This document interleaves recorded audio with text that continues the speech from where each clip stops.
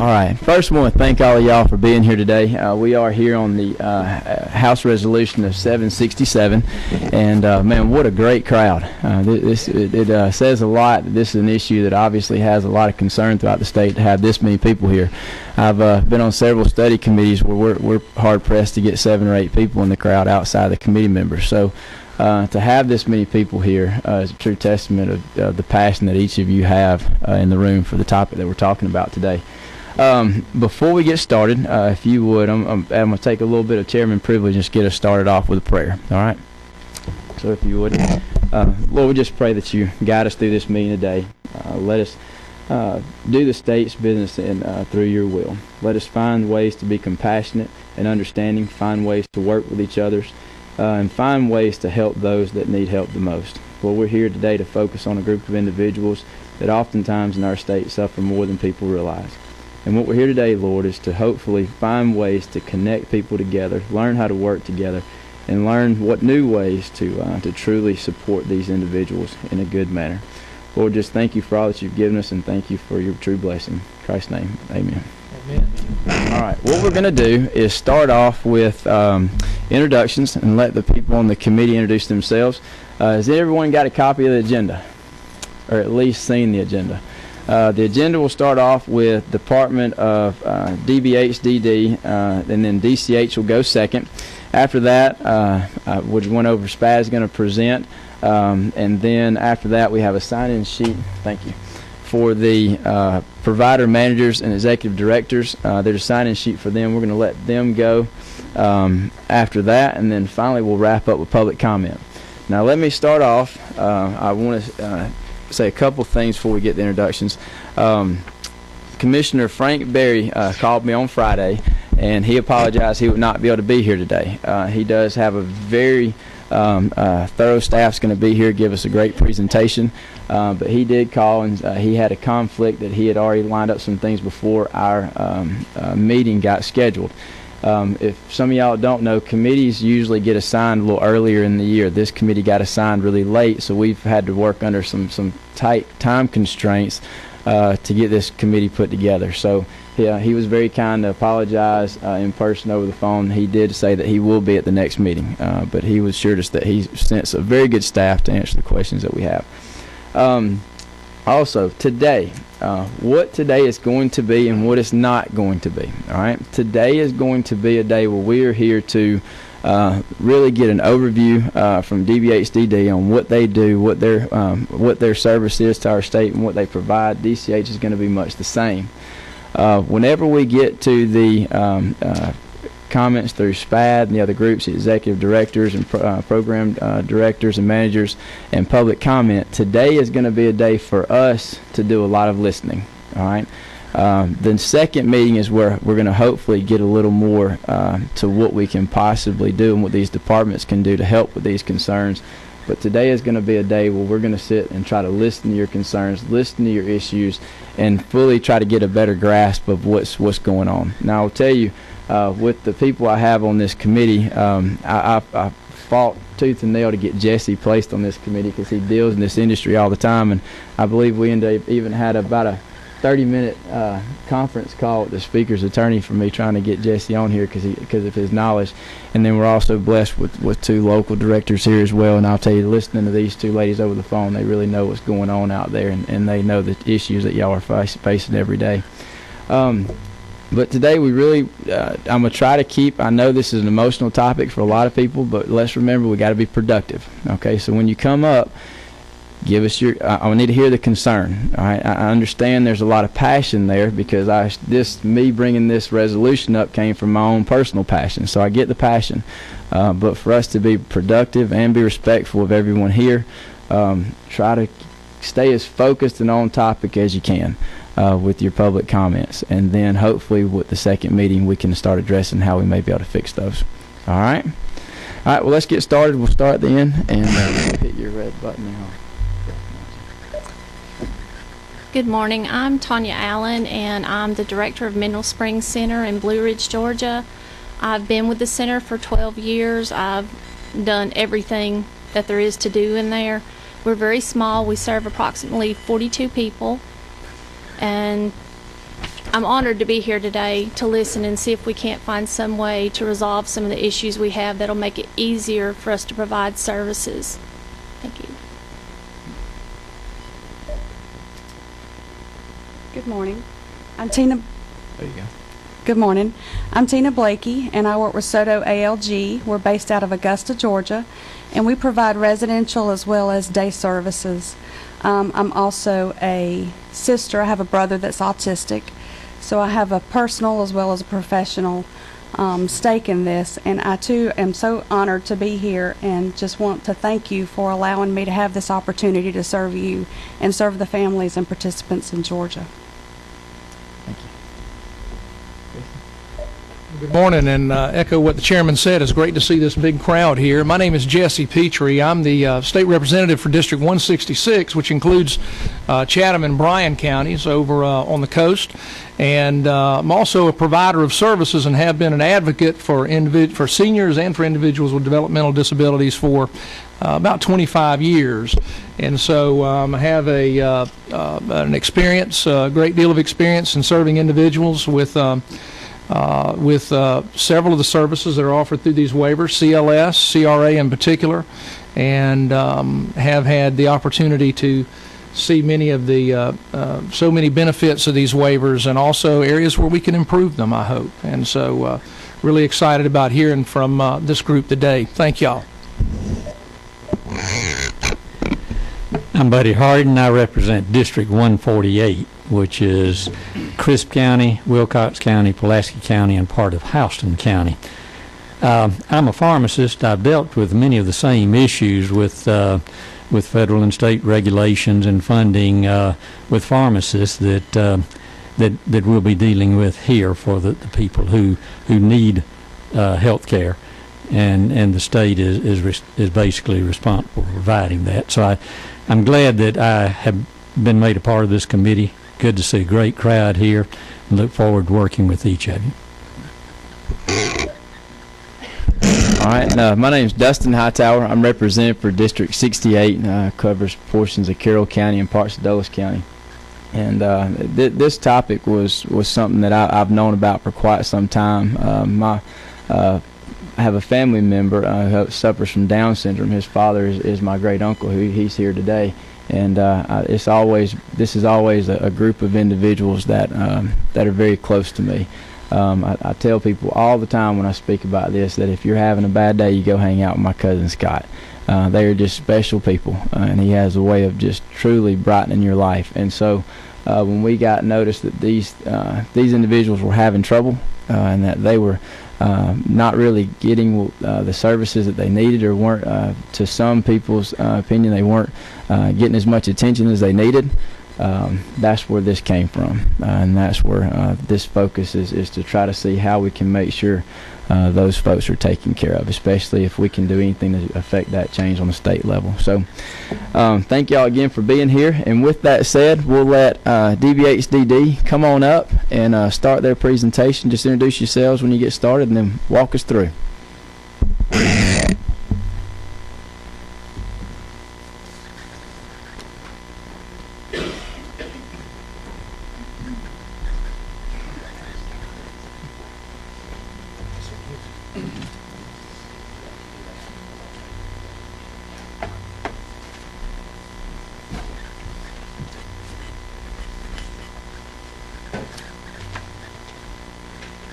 See if that's the right one. Test. I think we're on. Try one more time.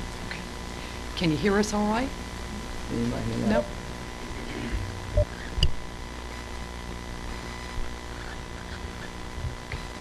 Can you hear us now? Test.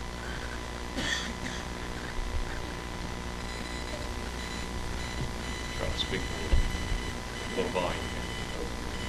Test. Test. Test.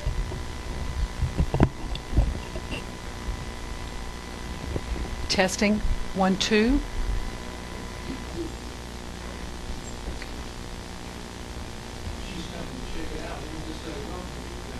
Thank you. Thank you, Representative Petrie. We're really close. Thank you. I appreciate it. Chairman Hightower, Representative Petrie, Representative Harden, and Ms. Allen and Ms. Blakey, we just appreciate the opportunity to be able to give you some background information on the waiver programs for folks with intellectual and developmental disabilities, and also the various services that we offer through the Division of DD.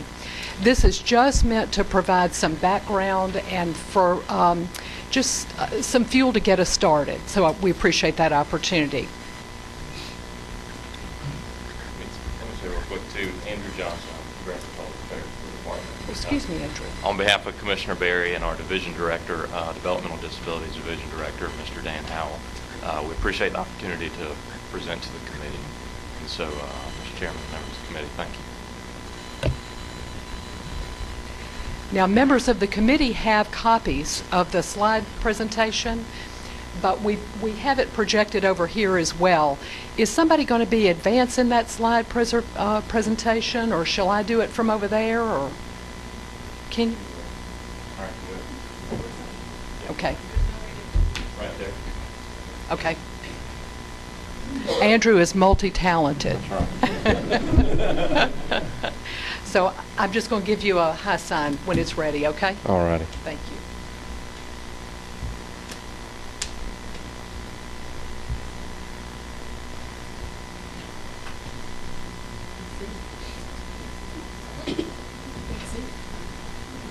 Top line. Is it relevant that we see it? Here we go. It's been a little slow. So.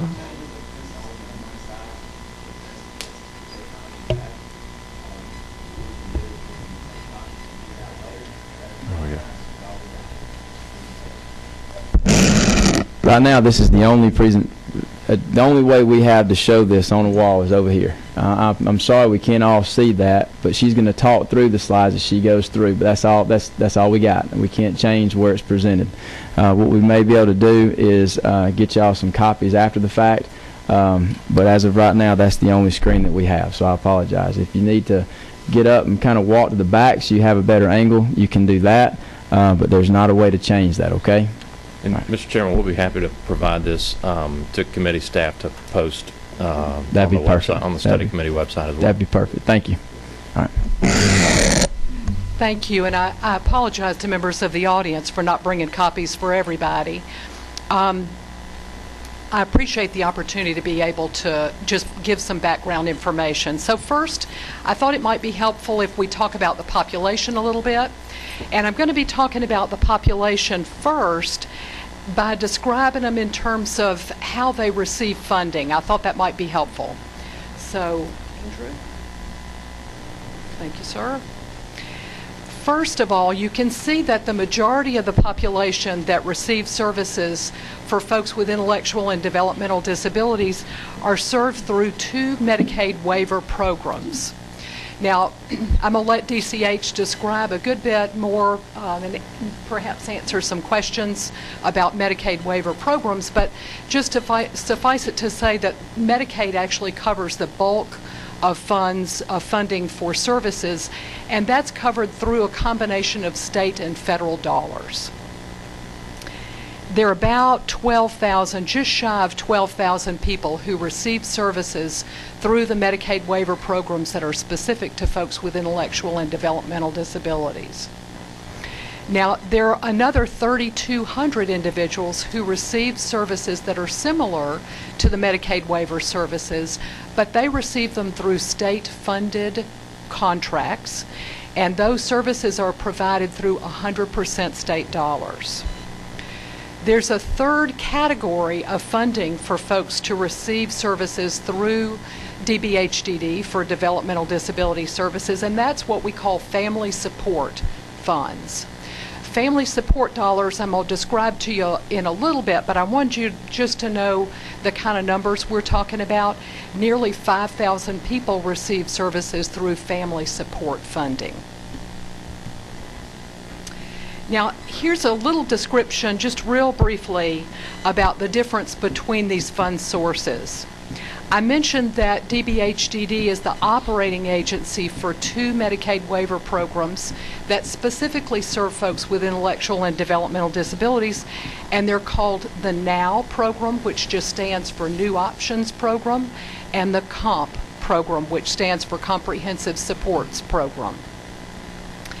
These are very robust Medicaid waiver programs in terms of the array of services that are offered. In fact, there are 23 services that are offered through these 2 waiver programs. Now, state-funded programs are offered very similarly, but they provide services in a little bit less of a, well, definitely less of a medical context. And so you won't see the medical services that are provided through the Medicaid waiver program. So, for example, in the state-funded programs, you won't see things like physical therapy, occupational therapy, speech-language pathology. You won't necessarily see things like specialized medical equipment covered like it is in the Medicaid program. It's mostly the social services. And then family support services is a different animal entirely. It was made possible also by special legislated funding and serves, like I mentioned before, about 5,000 people, just shy of 5,000 people. It's what I like to refer to as the most flexible fund source, because essentially what it does is the family submits an application to be able to receive funds, and it's almost always less than $3,000. Some families don't even need $3,000. And they submit an application to use them for a particular purpose. So many families use family support dollars to purchase respite services in case they want to go out of town or be able to have some time away. Some families use family support dollars to purchase medical supplies that aren't technically or typically available through the state Medicaid plan, things like that. But it's extremely flexible in terms of what it allows families to purchase. Okay. Now I wanted to show you next a state map of the regions that DBHDD divides into, because I'm going to be mentioning in the next bit of slides some regional nuances, and so I wanted you to have a context for the regional distinctions in Georgia. Region 1 essentially covers, as you can see, all of North Georgia, both northwest and northeast. Region 2 covers the east central portion of the state, which would include Athens, Augusta, also includes Macon. Region 3 is Metro Atlanta. Region 4 actually is down in the southwest part of the state, covers Valdosta, that area. Region 6 is actually in the west part of the state, Carrollton, Albany, those areas. Actually, Albany is in Region 4, but covers Carrollton, LaGrange, the west side of the state. And Region 5 covers a big swath that's in Representative Petrie's area, that is Chatham County, Effingham, and everything that radiates out of that. So, thank you, Andrew.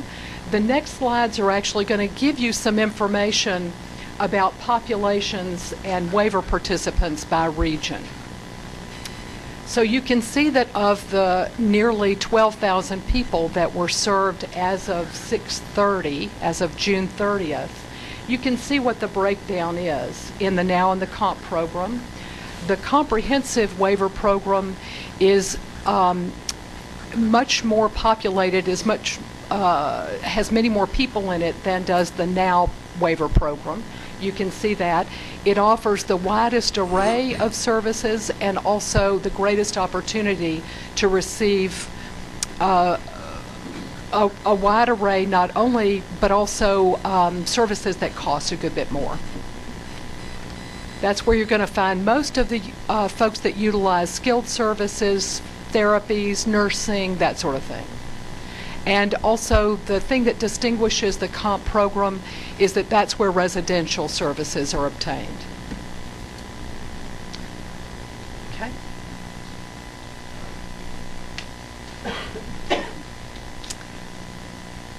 I won't go into very much of the detail around the breakdown in regions. You can see, as you would expect, that most of the participants are found in the metro Atlanta area. Now, I wanted to go ahead and talk about the waiting lists for the Medicaid waiver programs. As of the end of June, the waiting list for the Now and Comp waiver programs was up to about 8,100 people, about 8,100 people. I gave you a breakdown, a regional breakdown of the wait list so that you could have a look at the number of folks waiting within each region of the state. As you would expect, the greatest number of people are served in the metro Atlanta area in Region 3, but that also has the greatest number of people on the wait list.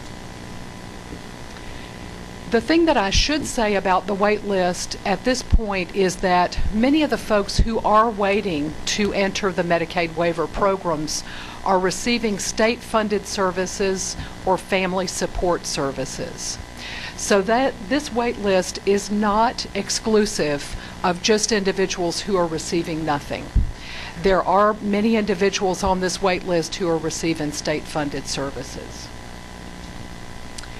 I gave you a little breakdown as to the counties that I knew that you might be interested in, most interested in terms of the wait list. And you can see that of the 3 counties I thought you might be interested in, which are Carroll, Chatham, and Crisp counties, the greatest wait list is for Chatham County, of course. I wanted to explain just a minute the difference between the long-term planning list and the short-term planning list. DBHDD divides its wait list into 2 sections, a short-term planning list and a long-term planning list. And you can see from this slide that the short-term planning, or the slide before, that the short-term planning list has significantly fewer people on it. In fact, the short-term planning list has about 3,000 folks on it now, and the long-term planning list has about 5,000. Thank you, Andrew. The most significant difference is that the long-term planning list is typically made up of folks who either have services from some other source, and I can give you some examples. Individuals who may be receiving services through a different Medicaid waiver program might find themselves on the long-term planning list versus the short-term planning list. Children under the age of 22 who are in school, who are receiving a significant amount of service through the school system, may be on the long-term planning list versus the short-term planning list. Now, all bets are off if the circumstances change with the family or the primary caregiver. So I thought I'd give you some examples of folks who would be on the short-term planning list. They would be folks whose family caregivers are elderly or frail or disabled. They would be children who are aging out of the DFACS foster care system. They would find themselves on the short-term planning list, and we would be planning to admit them when they leave foster care. Children, we've made a significant effort lately to also take a look at young adults who are graduating or matriculating from high school, and I'll talk in a little bit with a little bit more detail about that, but those are all folks that might find themselves on the short-term planning list, and those are just examples.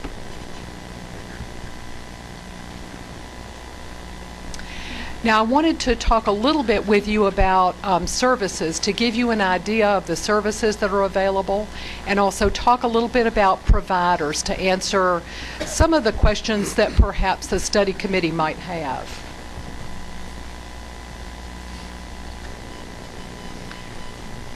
I created this slide because I needed to when I came to DBHDD. It was a way for me to categorize and put various services into buckets that were similar. And so as I talk through these, I'm going to describe them in terms of similarities. Starting on the left-hand side at the top, it's all the services that we would refer to as day services. And those are referred to or called in the waiver programs community access services, which can be offered either in a group setting or individually. Pre-vocational services for individuals who may be getting ready to enter the workforce or gaining skills to be able to enter the workforce. Supported employment services for folks that are very, very near or actually in the workforce already. And then moving down, we have some services that are provided through what's called a participant direction or a self-direction model, which allows the individual or the family member to actually hire, train, supervise, and ultimately, if they need to, dismiss the worker. And we've got a couple of services that are designed specifically for the self-directed model. One of them is the community guide service. If a person or a family needs help finding a staff member or advertising for a staff member, that's what that service is designed to do. The financial support services in that model actually fund what I would call a payroll function. So they perform a criminal background check on the staff member that I may have selected as a family member, and then they perform that payroll function all the way down to paying federal taxes out of the wages and earnings of that person. Excuse me. Coming on down, we've got community living support, which Representative Petrie mentioned. That's the service that many other waivers call personal support or personal care services. And then we've got a group of services that are bundled in sort of an other category, and there are all kinds of things that this waiver offers, that these two waivers offer, that are somewhat unusual.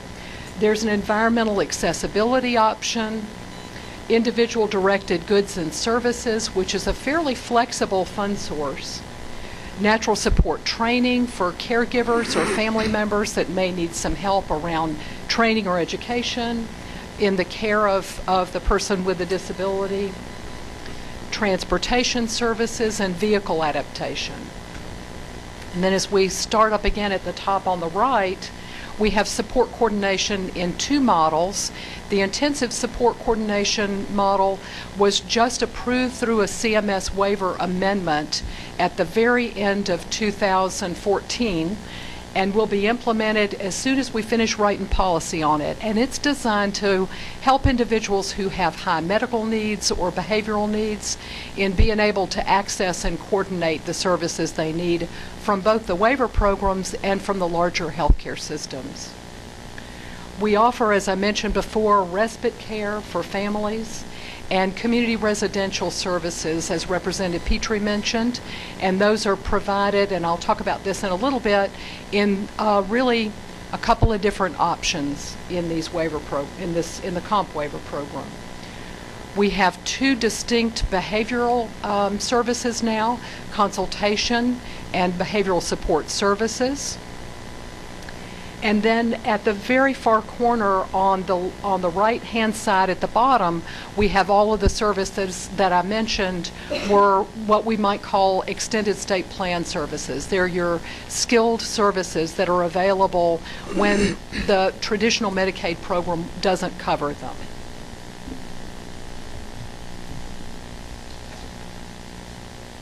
Okay.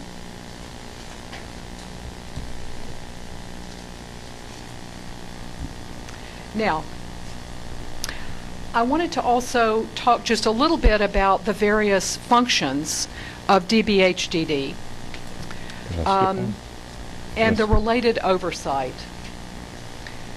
DBHDD's role as the operating agency is to review the applications of providers, and the applications are reviewed by DBHDD before they are sent to the Department of Community Health for enrollment. And they're reviewed specifically related to whether or not the services meet the requirements and fit the population needs well. Sorry about that. I think I skipped excuse one. me. Did we go a little bit too far? All righty. I think we're on slide 11. Okay. Let's do this. Let's talk first then about the Department of Community Health oversight. And I'm going to go through this just real briefly because I know the Department of Community Health is going to come behind me and give a lot more detail on this. But essentially, there are many services that are required by licensure regulations, and I've listed those. I'm not going to say any more about those because DCH can do that really well on their own.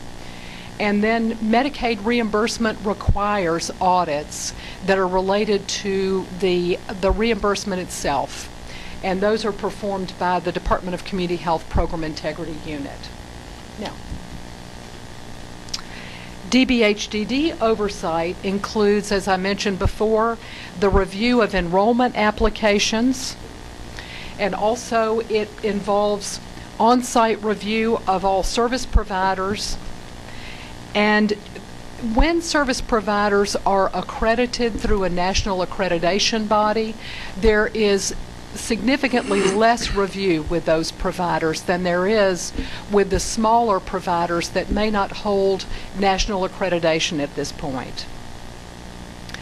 We also use an external review organization to provide on-site reviews of services, and they perform both provider-oriented reviews and also person-oriented reviews.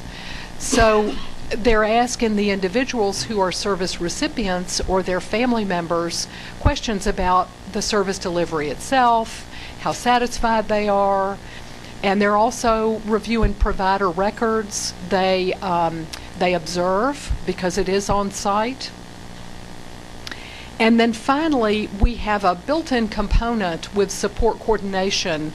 Part of its role, as defined by the Centers for Medicare and Medicaid Services, is just to ensure that folks' goals are met, that support coordination or case management, many waivers call it different things, they're required to provide an advocacy function for the waiver participants such that waiver participants' needs are met by the services that are being provided to the extent possible.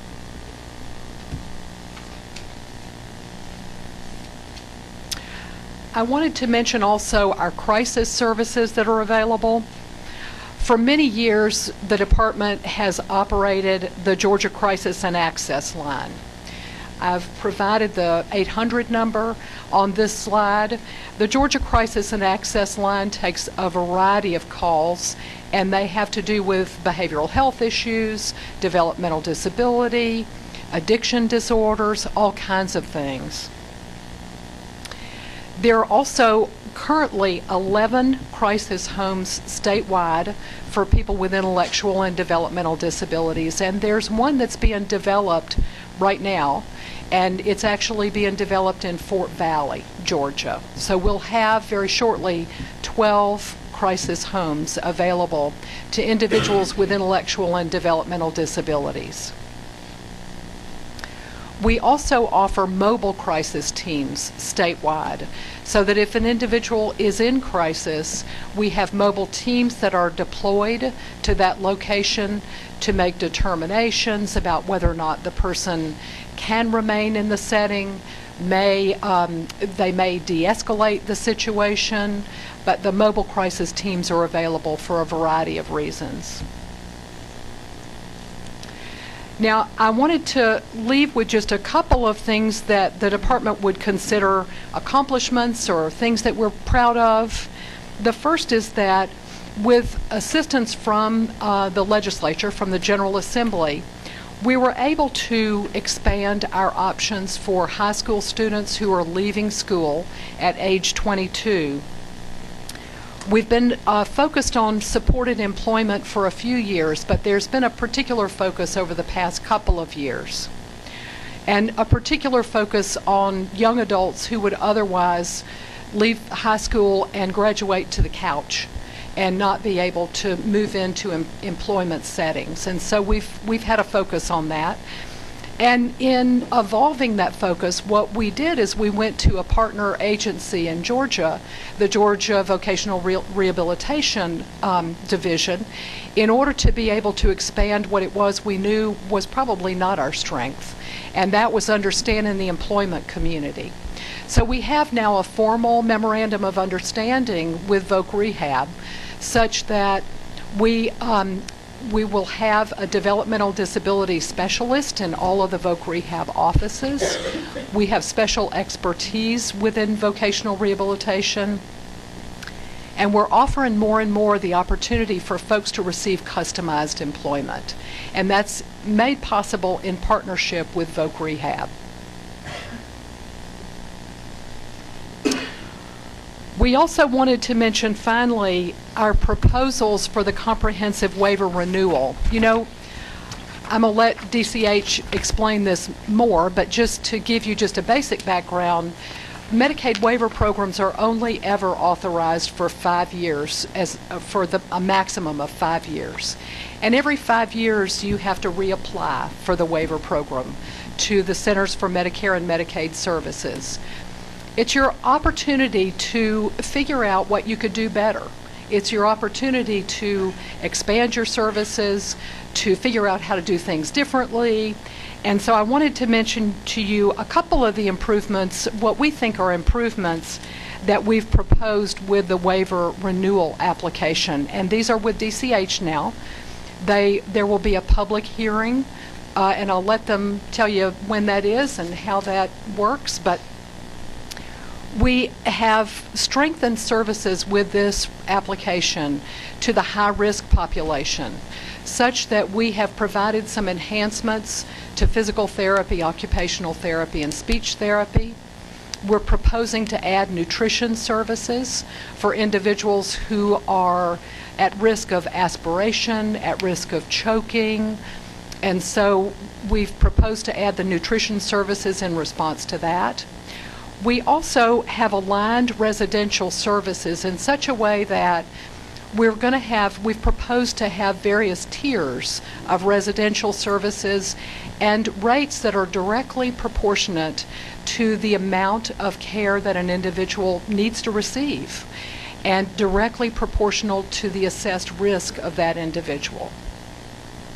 It's drilled all the way down to staffing levels, so that, as you can imagine, folks with higher risk, we've created rates that really adjust staffing levels commensurate with the risk level of the individual.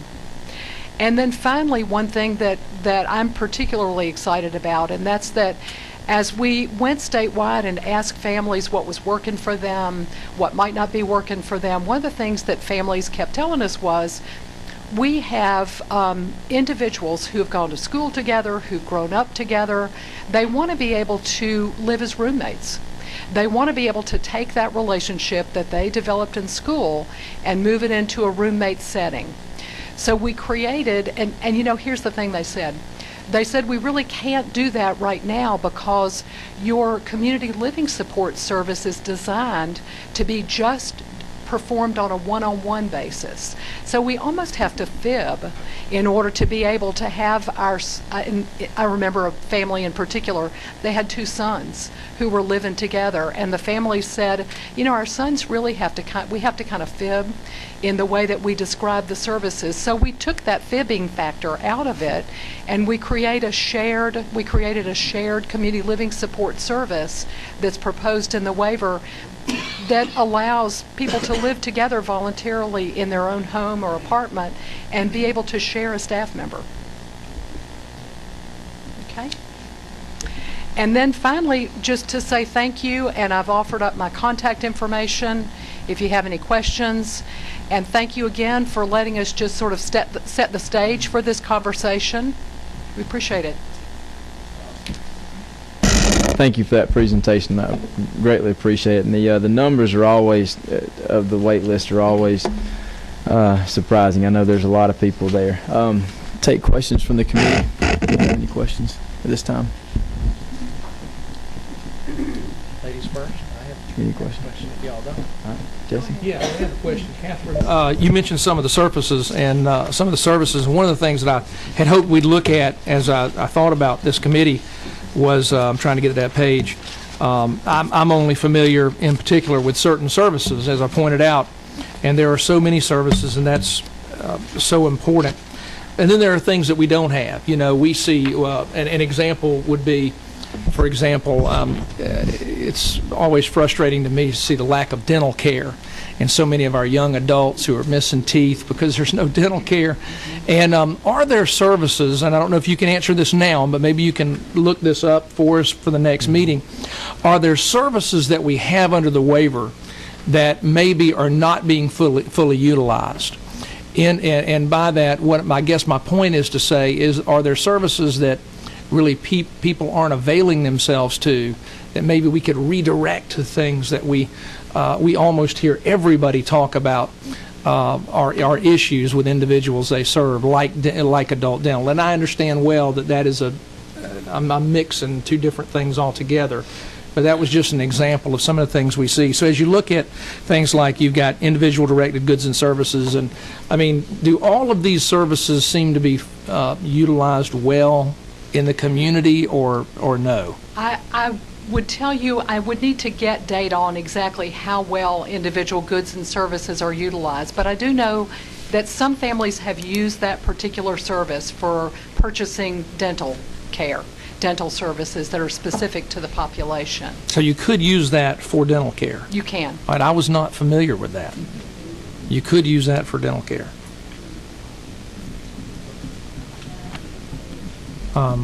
Very good. Very good. Would it be possible for us to, would it be helpful also to this group to think of how to describe this, to know what degree of percentages these are being used, these different services? So you've done a very good job of placing all the different services on one page. If we knew, if you put in the aggregate now and comp together, what percentage of these services in terms of individuals served and the budget go to those services? Would that be easy for you? I don't want to make something complicated or cumbersome. We can do that. But it might be helpful to see that for me. Would that be helpful to y'all? I think it'd be helpful to see that. Okay. Thank you. Yes, ma'am. That's why we're here. 100%. Miss Ivy, of the waiting list, the short-term and the long-term planning list, you mentioned that some of the individuals that were on this list were already receiving GIA services or other waiver services. Out of the 8,148 people that are on this list, how many are receiving zero services? I don't know. We'd have to get that information for you.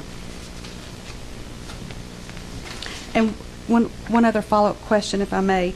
The long-term planning list and the short-term, what exactly constitutes short-term? It says with needing services within a short period of time. You know, I won't be able to remember exactly how the policy is stated. Probably be more helpful for me to get the policy to you directly. Okay.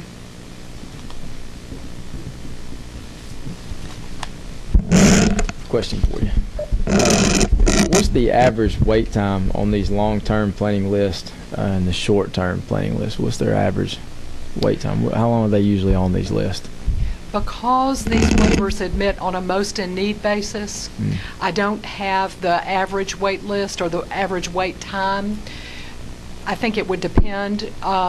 We often move folks from the long-term planning list to the short-term planning list. We also have an immediate need status on the short-term planning list. Typically, folks move up as their circumstances change. Okay. But it may mean that someone on the long-term planning list may wait a period of time. Okay. So we have, and maybe I picked up on this, maybe I didn't, but you have a long-term list and then you have a short-term list, but then we also have an immediate need There list. are gradations within the short-term planning list. Okay. There's an immediate need gradation. There's also a level 1, level 2, and level 3 grade on the short-term planning list. Okay. And it simply indicates how soon the person's needs are expected to culminate in some adverse event if we don't serve them. Okay. Okay.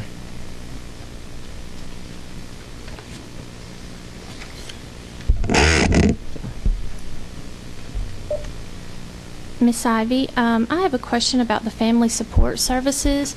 Is that available to all individuals, including the ones that already receive now and comp services? It's not available to individuals who receive waiver services. It's really held for folks that are not receiving other kinds of services through DBHDD. Okay, thank you.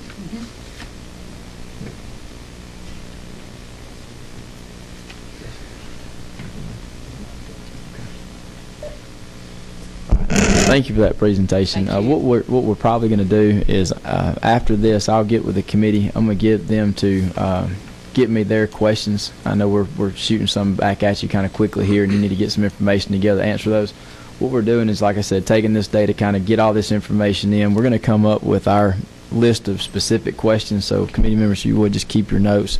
And what I'll do is I'll get them to forward those to me. I'll get those to you, and then that way we can come back with some better numbers at our next meeting. Thank you. Yes, ma'am.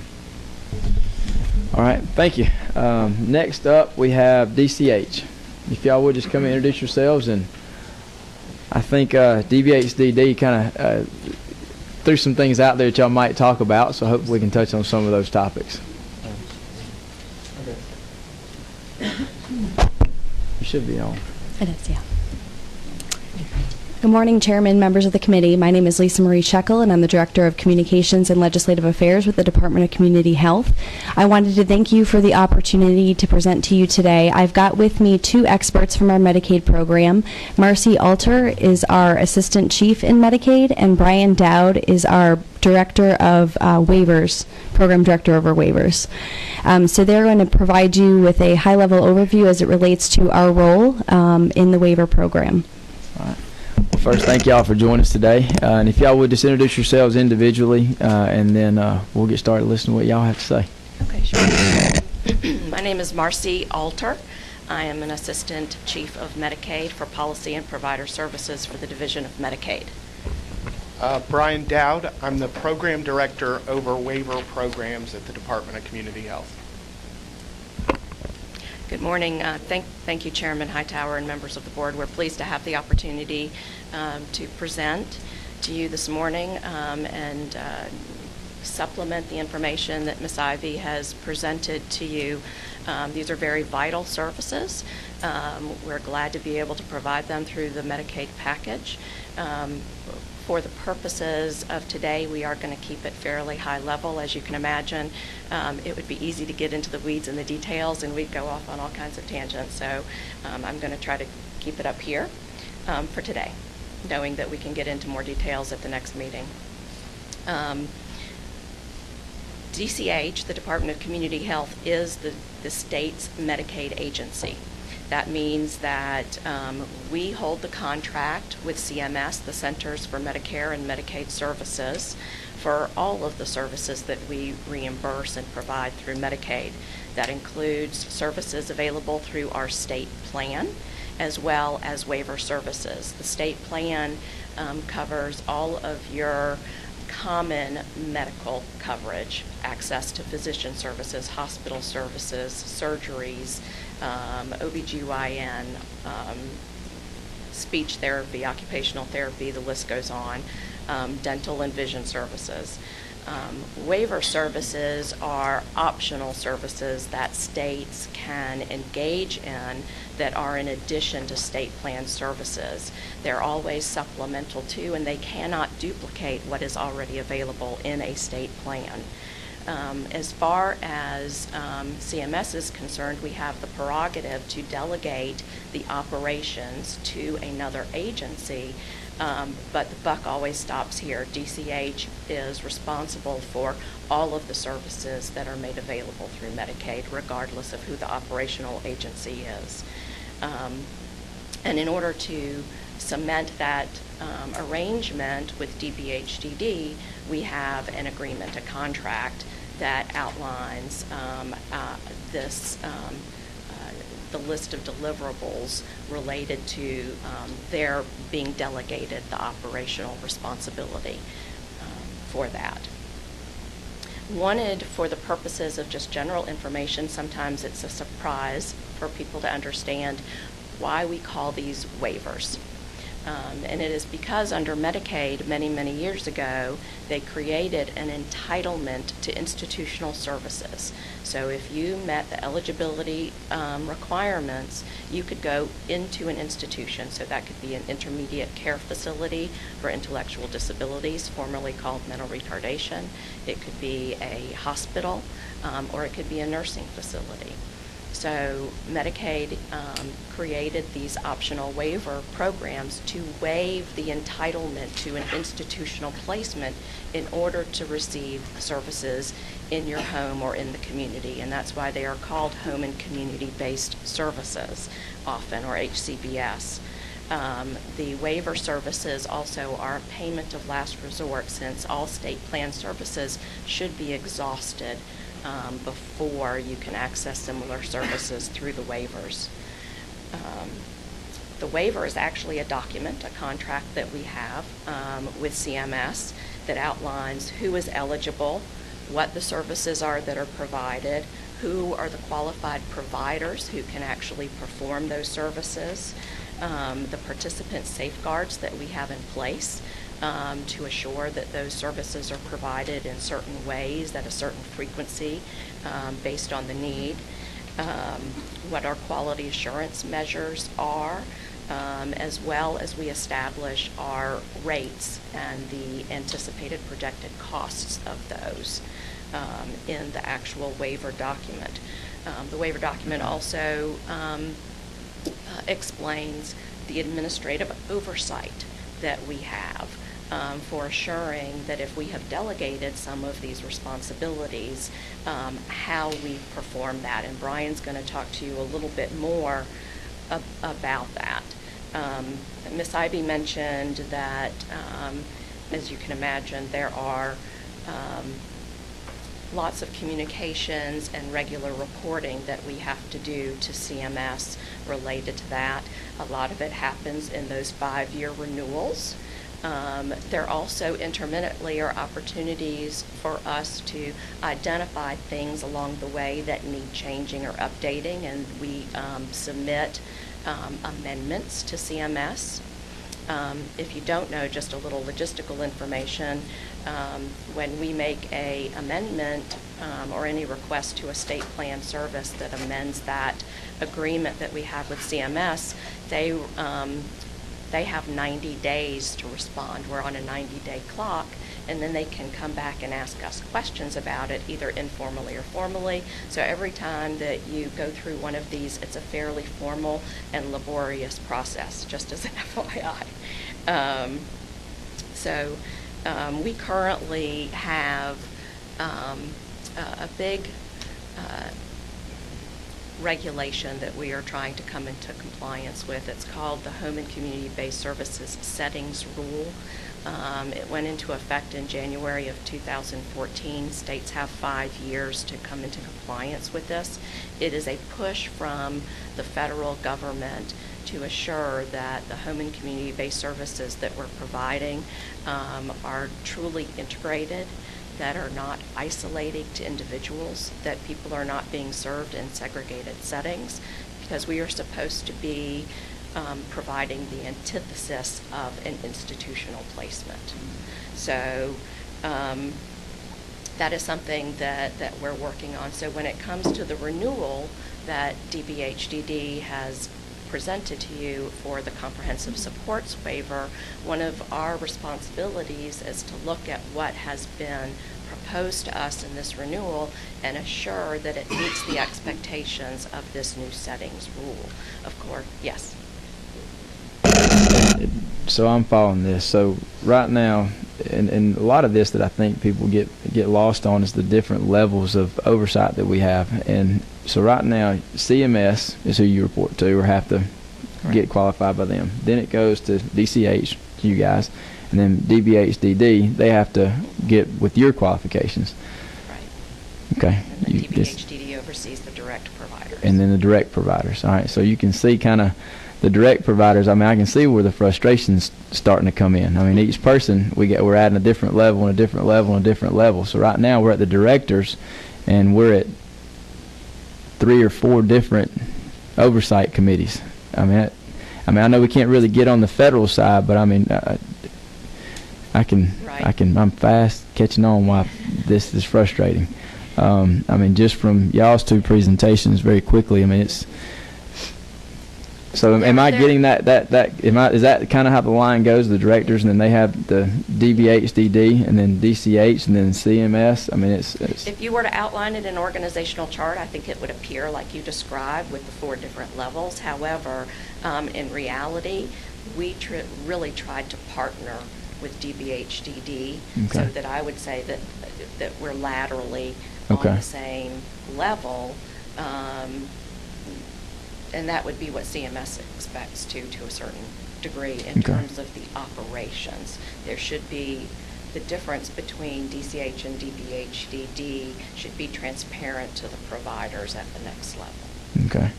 I guess for me, and I'm sorry, I know I stopped you, but this is kind of getting into where I hear the most issue is the oversight and the levels of different bureaucracy that people are having to get through. And as the individuals who are on the state level, as much as we can control on the state level, want to make it as fluid as possible. And I know y'all do as well. I know y'all aren't out there trying to make this difficult purposefully. I mean, I know that's not. I don't think anyone sits home saying, "Hey, we're going to make this as hard as we can."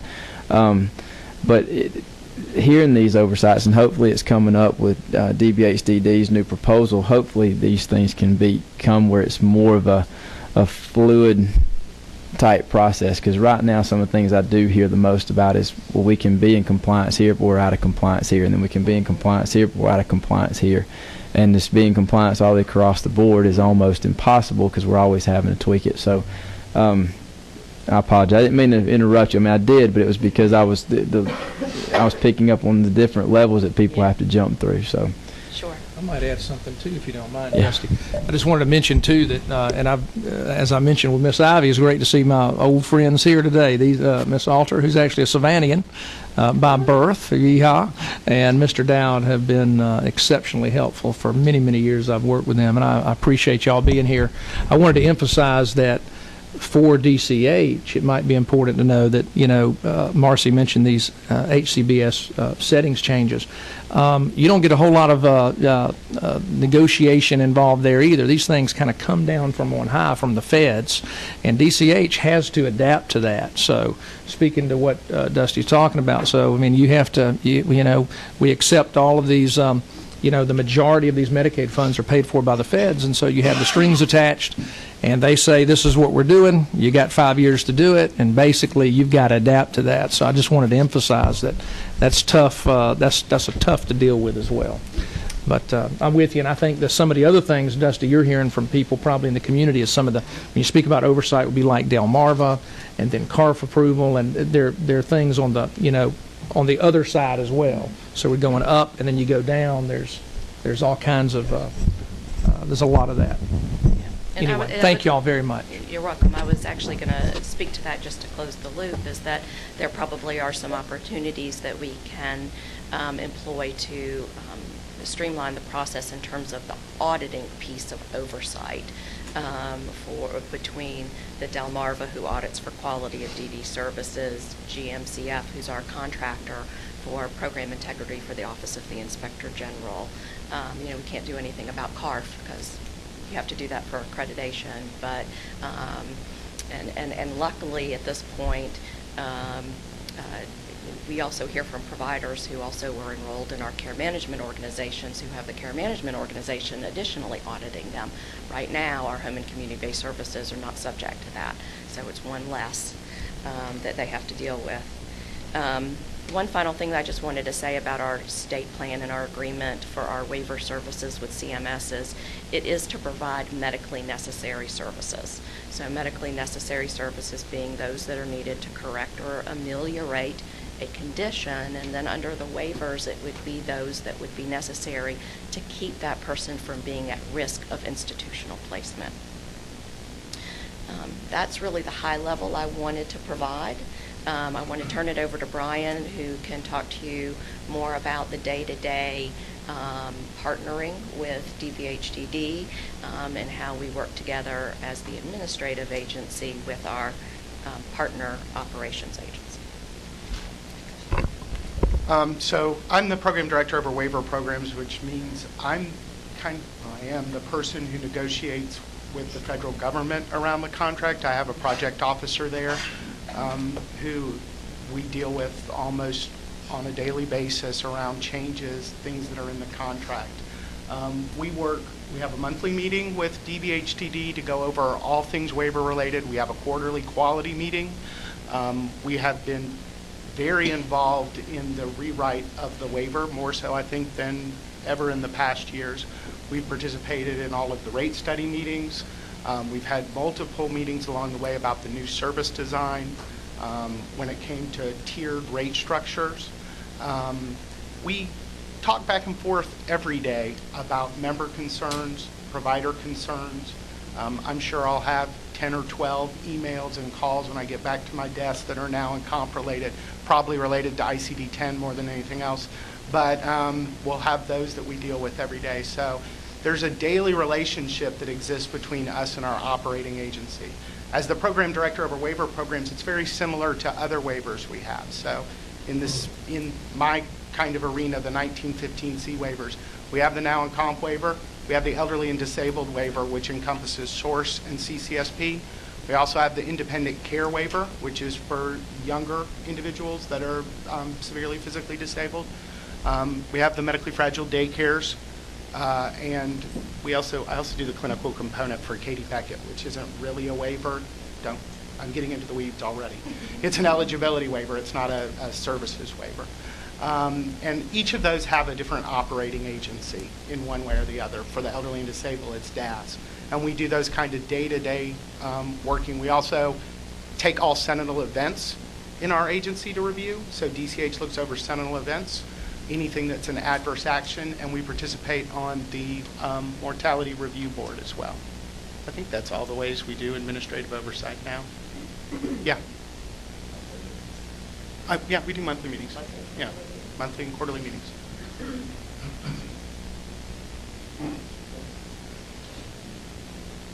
Good morning. Morning. So you two are the expert on the now and the comp manuals, right? The requirements that go into those. I would say that we manage the waiver, and DCH has now and comp manuals as well as DBHDD to mirror each other, because as Ms. Ivy presented, there are some state-funded services as well. And when it gets to be 100% state-funded services, that's kind of out of our purview. We don't really, the only thing we do is the Medicaid match. We are trying to ensure that that 67 cents that comes down from the federal government is drawn appropriately and that we get to keep it.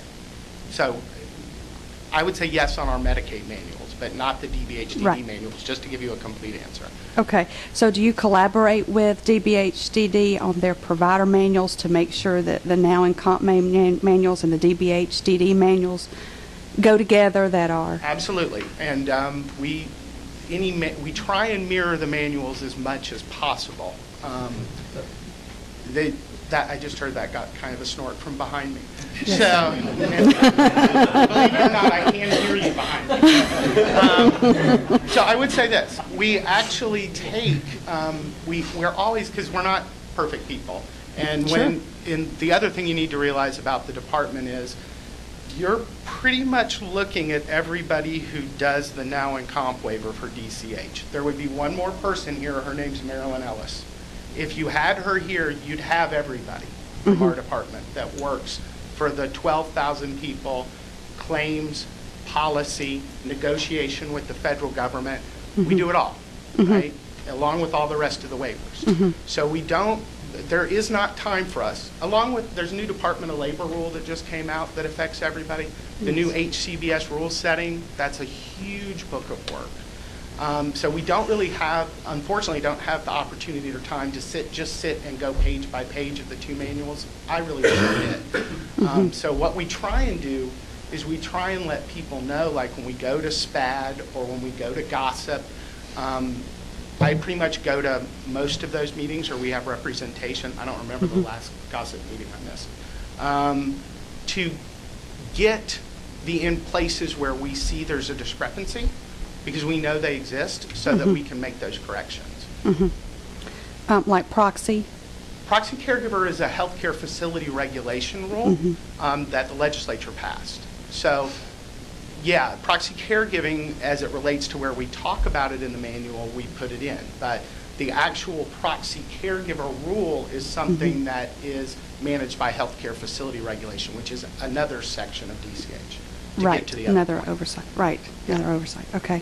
And then the isolating settings rule, has Georgia defined that even more than what the federal guidelines? No. I mean, what we have done is, so that gets back to what Ms. Alter was talking about earlier with the new settings rule, right? So the new settings rule that came out said that in provider-owned and operated settings, you had to demonstrate that they were actually community-based.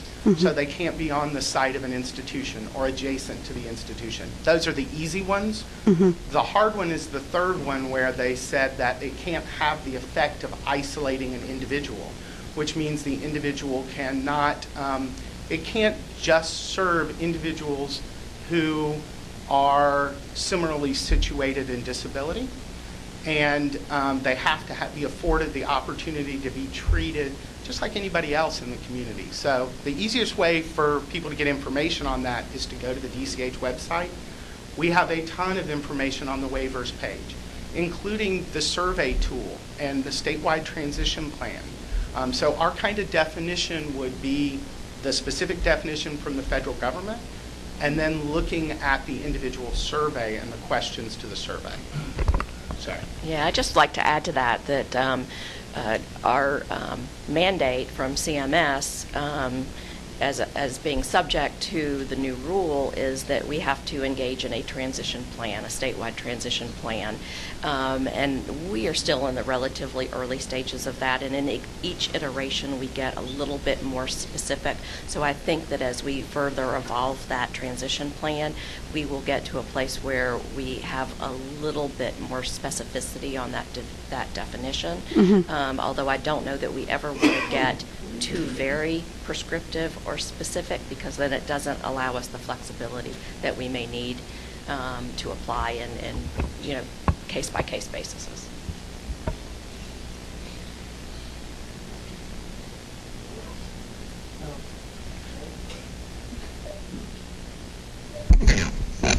Yeah, I guess what I'm getting from this is basically CMS sets the regulations.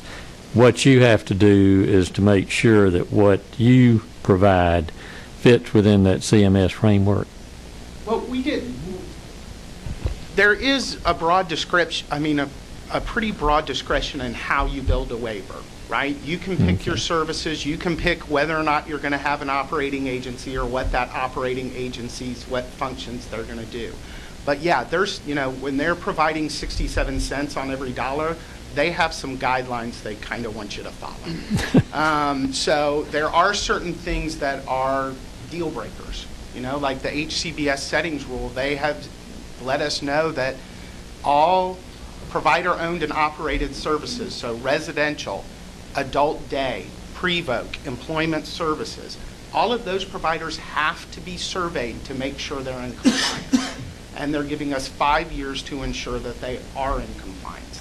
That would be an example of something where there's not really a lot of flexibility. There are certain things that we shoot over to CMS, which I do all the time, that'll come up organically from the community that'll be like, hey, Brian, it's like I'll go to lunch and someone will stop me and be like, hey, do you think they'd let us do this? So we'll shoot it over to the feds and we'll say, this is an idea, would this be an allowable service? And they may say, yeah, we've seen that done in so-and-so state, or they may say, no, Brian, you can't do that because of X, Y, and Z. But there's a pretty broad group of things like that you can add to your waiver.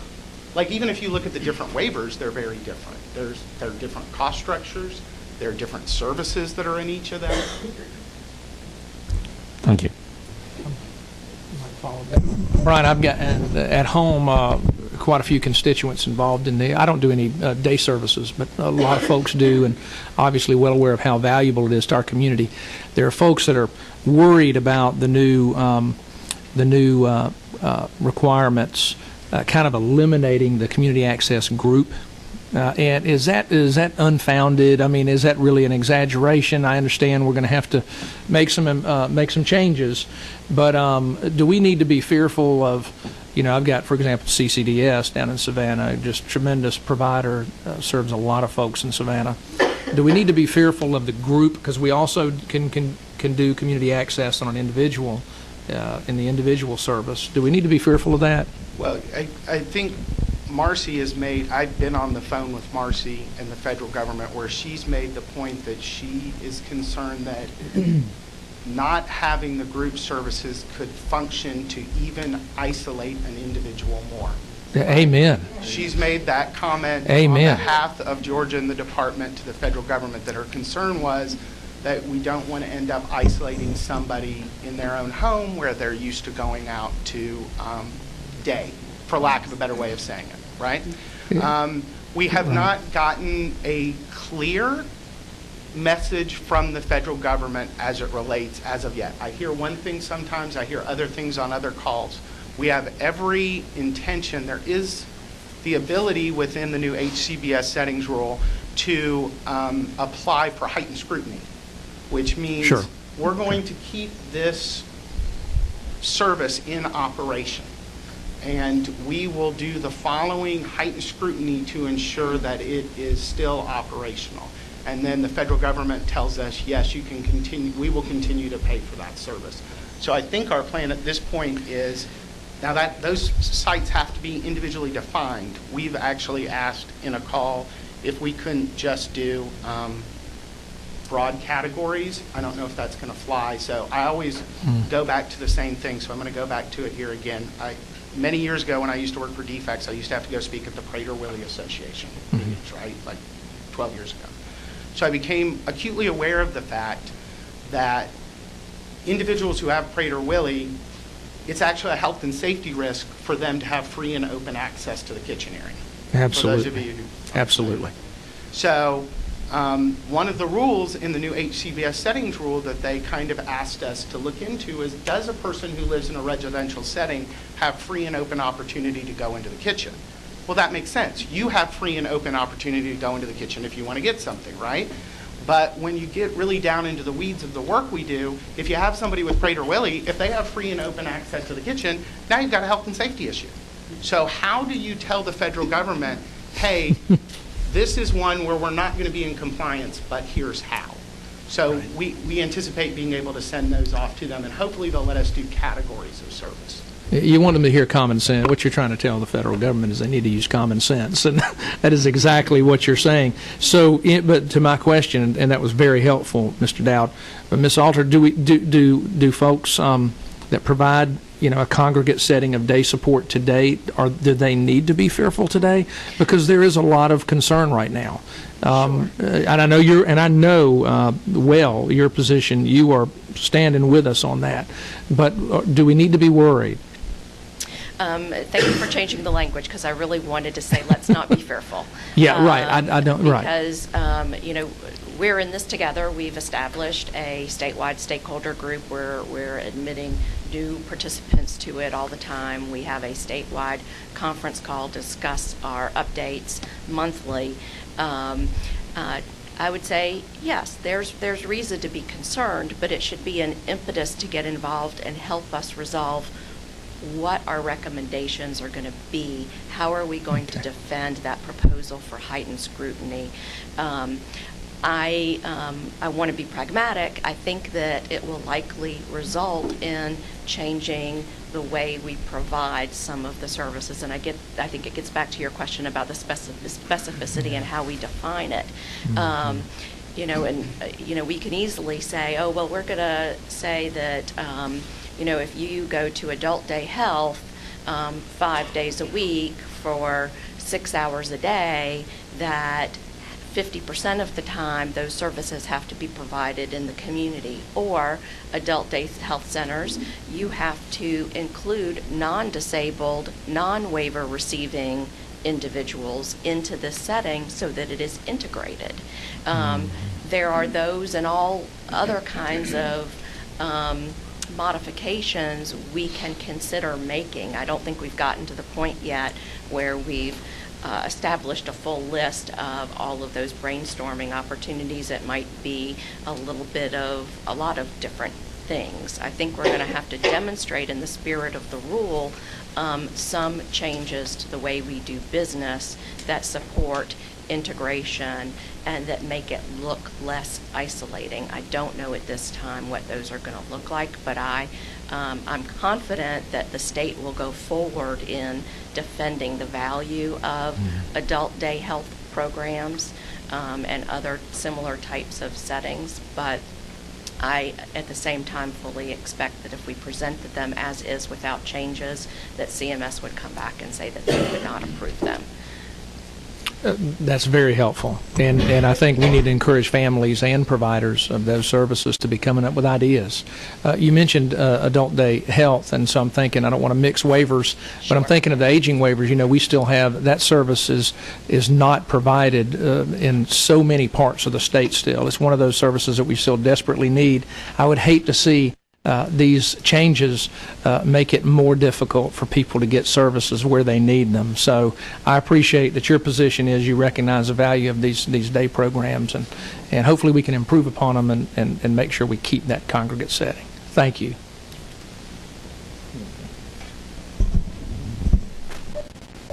I want to thank both of y'all for coming here today. Not everyone know that y'all got a little late notice this, and so came here not quite knowing what you were going to get into this day. So I really appreciate y'all being here and going over all this with us. At our next meeting, again, we'll do the same. I'll get all your pertinent contact information before we go, and I'm sure we'll have some more direct questions for you on certain issues, and I'll get those to you. And I'm fully confident y'all going to be prepared to answer those. I mean, I can tell y'all know this topic very well. I mean, if there's only 3 of you and 2 of you are here, we about got everybody covered. Right. So very good. Thank you very much. Thank y'all for being here. All right, next up is going to be SPAD and Gossip. They're going to come up together. If y'all would again just introduce yourselves and.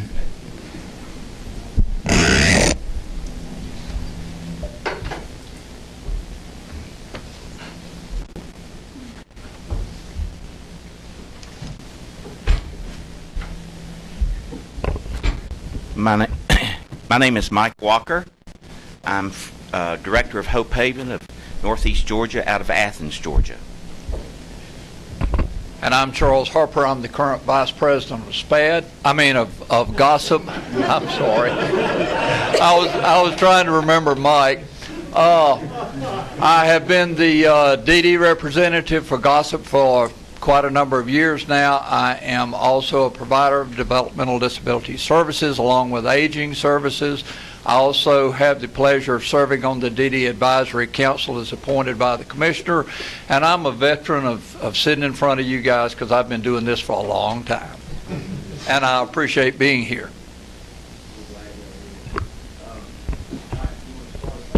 Okay, just will talk for a few minutes. As I say, I'm from Athens, Georgia. I'm a member of the Rotary Club of Athens. Every Wednesday I hear someone say, it's a great day to be in Athens. And it is. It's always a great day to be in Athens. I want to say it's a great day to be here in Atlanta today.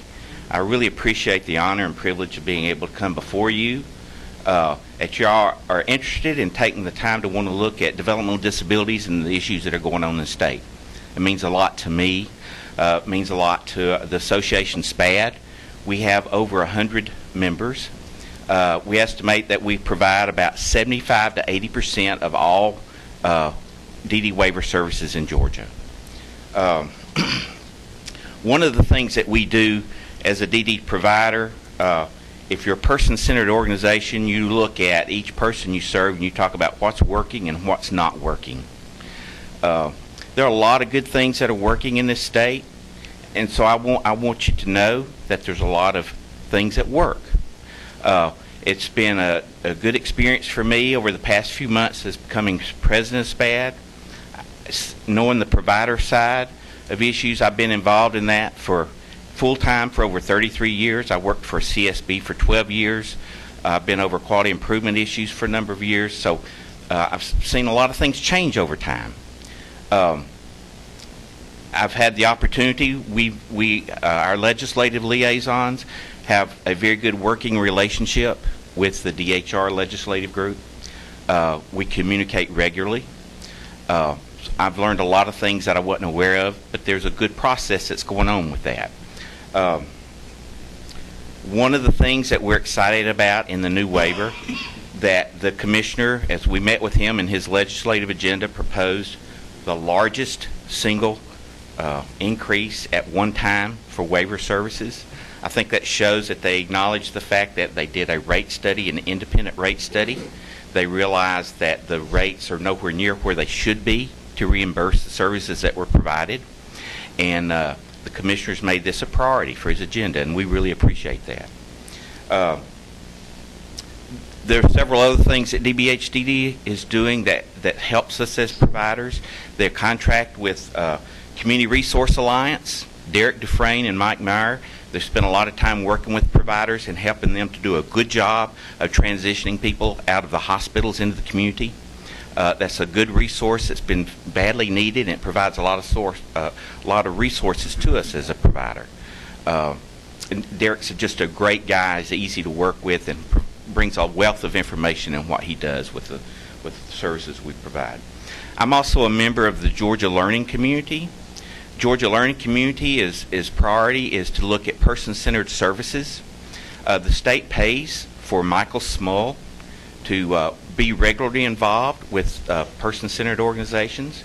If you don't know Michael Smull, that would be like, for lack of a better analogy, it would be like talking to Charles Darwin about evolution. He is an internationally known leader in person-centered practices.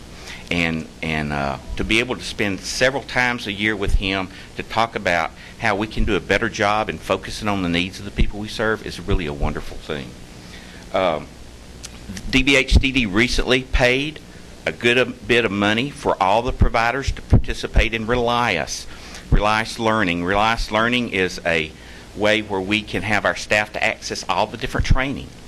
There's training that's required by DCH, by DBHDD, by accreditation. Those are all really good things. It will save us money because we have been paying for it directly. Now that the state's paying for it for the providers, we're able to have our staff access just about any kind of variety of training that you could think of, and we really do appreciate that. And the new waiver. I've met a number of times with Dan. Dan has been very accessible. Dan Howell, DD Director, accessible and transparent, having a lot of discussions back and forth, like the community setting rule. I can tell you right now, and 5 years from now, people will still be arguing over what the community setting is. The different states have different perceptions. The federal government has its own perception. As we all know, there's a difference between reality and theory. And so that's just going to be an ongoing discussion, and we really hope that as you've already heard, there's a lot of discussion on how to make it real, significant, and applicable and practicable, and that's very important to us. So there's been lots of good things. We really appreciate all those things. As you know, there's two sides to everything. As a provider, they have a perspective. The state has another perspective. Our biggest concerns as providers go is the amount of regulatory oversight, and you've already heard some comment about that. That's probably the number one issue that we were desperate to have addressed. I know all the different oversight activities serve a purpose. They have a reason for doing that, and they have to meet a requirement, and we understand that. But just to give you an example, and you've heard mention of all of these already, Delmarva comes in to our agencies, usually at least every couple of years. They do a quality review of the plans and how they're being implemented. There's nothing wrong with that. We want to make sure that we're implementing outcomes for people.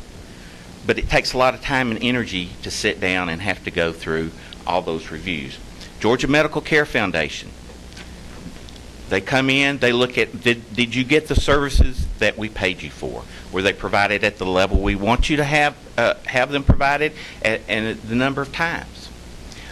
We understand that. I mean, but they also have a zero tolerance policy, which means if you have a mistake on a piece of paper and that typically the papers that we have are not papers that were given to us, not papers that we generate. If there's an error in it, then you have to pay back all that money. There's not a recognition of the fact that you still hired the staff, you still provided the services, but you lose all that money. We have support coordination agencies. I have 130 people, not counting the individuals I serve in respite care, 130 people. A support coordinator is going to come in once a month. That's 130 visits at least monthly that come in to look to see, are you providing the services you're supposed to be providing at the level and the need you're supposed to be. And they also look at health and safety issues. They're not necessarily related to a specific person. We're nationally accredited, which is a very good thing, but that takes around $15,000 every 3 years for people to come in and do oversight. And that's, accreditation is a great thing. I'm not saying that these are bad things. These are all things, we understand the importance of them. We have healthcare facility regulation from DCH. I have 7 different licenses, and of course they have to come in and make sure the safety and security and all those things of all the sites are met. And they do that several times a year. So there's another 3 or 4 dozen visits that we get. If you have individuals that are placed out of the state hospital in the transition process, you have a regional team come in to make sure. And there's good reasons they're doing that, because they need to make sure that the state's doing a good job of placing people in the hospital to satisfy federal entities that they have to satisfy. So we understand that. So that's 6 different. They're all good people. They're all good for a reason. Sometimes it's very punitive and negative, but I have to hire several staff just to make sure that we meet all these requirements. I just want to say, as far as the provider goes, we get it. We understand that you want to make sure that you're getting the services you're paying for, and they're at the level and quality that they need to be. Nobody would disagree with that. And with highly specialized folks being placed, needs out of the hospitals, we understand that you need to make sure that the people that are taking them are taking good care of them. The new waiver adds another additional certification review, as y'all just heard the discussion about, from DBHDD to certify to make sure that for the higher level need people that we are able to meet those needs. So we don't want people to think that we don't want to do the right thing, that we want to make sure that the care, welfare, the safety, the security, the health of everybody we serve is at the top. That's the number one priority. And we're taking care of the people that we serve, and we're doing a good job with that. And we want you to know, we want DBHDD and DCH to know that we're doing that. But it's getting difficult when you have 7 different oversight reviews. What we do know is all those are being done for a good reason. And they're all good people. They're having to answer to the federal government. We do know in other states it's not quite as complicated, and it's not quite as difficult. And I don't have the answer to that, but we just beg if there's any way to streamline and smooth over the oversight to keep everybody happy. We want to work with them. I've talked with Dan about this extensively. He understands and acknowledges that and wants to make this process easier and smoother. That's our main concern. Our other concern is, and by the way, I don't know how many thousands of pages if I put all these regulations and stacked them up. Just in CARF alone, there were 880-something standards. And if you don't meet a standard, they give you a recommendation. I'm proud of my facility. We had 3 recommendations. That meant we met over 850 standards. But that's a lot of time and energy. We want to do right. We want the state to be happy with what we're doing. We want to support and work together on this. But we've got to have just some kind of streamlined relief. You just had 7 layers of different oversight there, right? 7 different. With the new proposed certification, it would be 7. Go through those 7, and who do they report to? Delmarva, I think, I don't want to misspeak on this, is DCH. They look at the quality of the outcomes and stuff.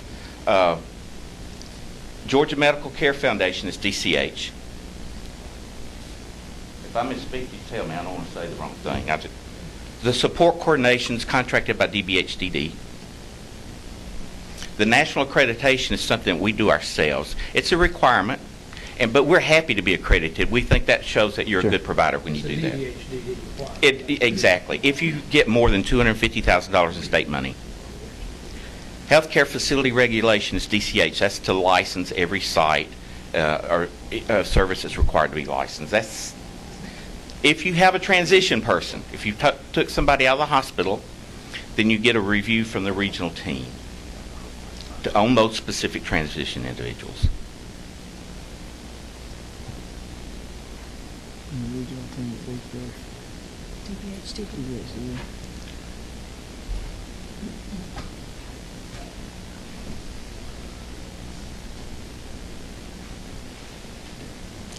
We just don't want to come in and make it sound horrible.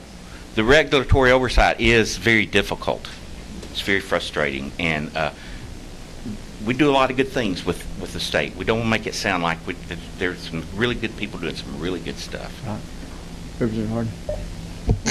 Yeah, I'm not familiar with some of the acronyms. Could you tell me what MCF? GMCF. That's the Georgia Medical Care Foundation. Okay. And that's who DCH contracts with them to go in and look. They literally pull what you billed for and try to match it with the records you have. All right, and is that the auditing agency that actually recoups the funds Yes, that sir. you mentioned if there's a small error involved? Exactly. And do you at times feel like the error may have been something that didn't really affect the care of the patient and No, maybe... we provided the service and hired the staff. It might be, I'll give you an example. I just went through one last spring. There was one individual, we have to get a prior authorization from the regional office that had a stamp on it instead of signature that approved it. And so that person's services we provided were $25,000 worth. So they wanted the $25,000 back because it was stamped. This is not our document, because it was stamped and not signed. So that really makes it difficult for providers and takes away really from your care aspect when something that's insignificant happened and it didn't affect the care of the patient. Those people were very professional and very good. I don't want. Yeah. Our total amount was we had to pay back. We're not huge, but we're not little. We're about $3 million a year. We had to pay back $32,000, and she said, "You should be glad that's just a little bit of money." and nonprofit, when you don't have any net, that's a lot of money. Yeah, well, it's kind of like somebody said, $1 million here, $1 million there. Pretty soon it gets to be big money. All right, what about CARF? CARF? Yes, sir. What is the Commission for Accreditation of Rehabilitation Facilities. All right, and that is your commission, most like the hospital commission yes, that sir. accredits hospitals. Exactly. And you say that is, you feel like, necessary? Absolutely. It helps us to stay on a national basis. Okay. I even have a person on my staff who's a CARF surveyor, so they can go around the country and look at other programs and what they do. Mm-hmm. And they do all the health and safety, all the quality, all the things that everybody else does. Mm-hmm. But it's to me, you learn more when you talk to other people from other places and how they're doing. Okay, and I guess Delmarva, what is their function in here? With us, the function has been to go in and look at the quality of the outcomes and to see that the services that you're providing, the outcomes are legitimate to what that person's needs are, and that you're meeting those needs. All right, and none of the DBHDD or DCH audits or oversight would be able to determine those same factors? So there is a lot of overlap. Okay. Yes, sir. All right. Thank you. I actually pushed the button earlier that I was going to answer one of Buddy's concerns, but just to speak to GMCF, it might be better to refer to that as utilization review. Okay. Would that be fair, Ms. Alter? Rather, because GMCF is a contract that the department has, but right. it's ultimately Medicaid ensuring that providers are doing their job. That is very necessary, has to take place, and and of course the feds require it as well, and should. But would it be fair to say that your biggest concern for providers would be where there's duplication? Because some of these things, I mean, most of these are very necessary. You mentioned, where you deal with HFRD. So if you're a licensed entity, if you're a licensed home care provider, or you're a licensed, community living arrangement, you've got HFRD involved. That's facility licensure. So they're regulating that permit. We mentioned GMCF, which we're going to call utilization review, is specifically looking at those services you provided and making sure that, we got good providers doing work. And where you have recoupments, what we should have is recoupments on folks that are fraudulent and have acted inappropriately. But I think that if you really are interested in where there's duplication, because I think that's the low-hanging fruit, I think, that's here. Accreditation is a good thing, and we're 3-year accredited as well. I think it's very helpful as a process. Our staff gets a lot out of it. But where you have the duplication of accreditation and Delmarva subsequently, a lot of effort goes into that. Would it be fair to speak to you for your provider organizations to say that where you have duplication like that is where you'd have your biggest concern? Exactly. It's not so much the volume of providers, it's where you have duplication. It seems to me that if providers that have to be accredited then have to go through Delmarva, it seems like you don't get a great deal out of it. It encumbers another few days for another however many staff you have dealing with it. It's costly. Meanwhile, you have providers that don't have to be accredited because they're too small. Perhaps that's where Delmarva should be focused, on those that are not accredited. But I think the duplication is what I would speak to. I think that's what's most important. There's very good reasons. I'm sure they can give you a better explanation than I can about why you have. I will say, in talking to individuals from other states, there are some states that don't have this zero tolerance. You do a plan, and it's financially destabilizing. There's a lot of payback. On this zero tolerance, is there any type of appeal process? In other words, yes, there is. Through your process, yes, there is. So through your process, it came out that you provided these services in an adequate manner. I mean, this was what came out. And at the end of the day, the only thing that was wrong was there was a stamp instead of a signature. For that one individual. And because of that, not because of the services provided, the actual thing that we need to be concerned about, because of that, because of a zero tolerance, you had to pay back $32,000. Well, total, that one individual is about $25,000. My board spent a long time. I have a great board, a lot of attorneys and bankers, arguing over whether they wanted to pay that money to an attorney or pay it to the state. And they felt like it was easier just to settle with it and send them the money. All right, now those funds were accrued by who? Who do you send that money back to? To DCH. DCH. Okay. We stopped you. No, our only other major concern, and you've already heard a lot of discussion about it, is the planning list. You have too many people in the state that life is great. They turn 22, and every family function freezes. They're sitting at home. Somebody has to quit a job to take care of a person. We're happy. We have gotten several folks referred to out of high school to do supported employment. 5 or 6 years ago, we would meet with the high schools, and they would transition to our program. So when they finished high school, they were immediately getting services from us. Most of those folks want employment. We would prefer most people have employment. But now that it's just trickling, it's only going to get worse, and we're really concerned about whatever we can do to work with people to. We even talked with Dan and Commissioner a couple of times about the fact that we get state money. Why can't we? There are individuals who we can make Medicaid eligible and use a state match and significantly increase the number of people receiving services.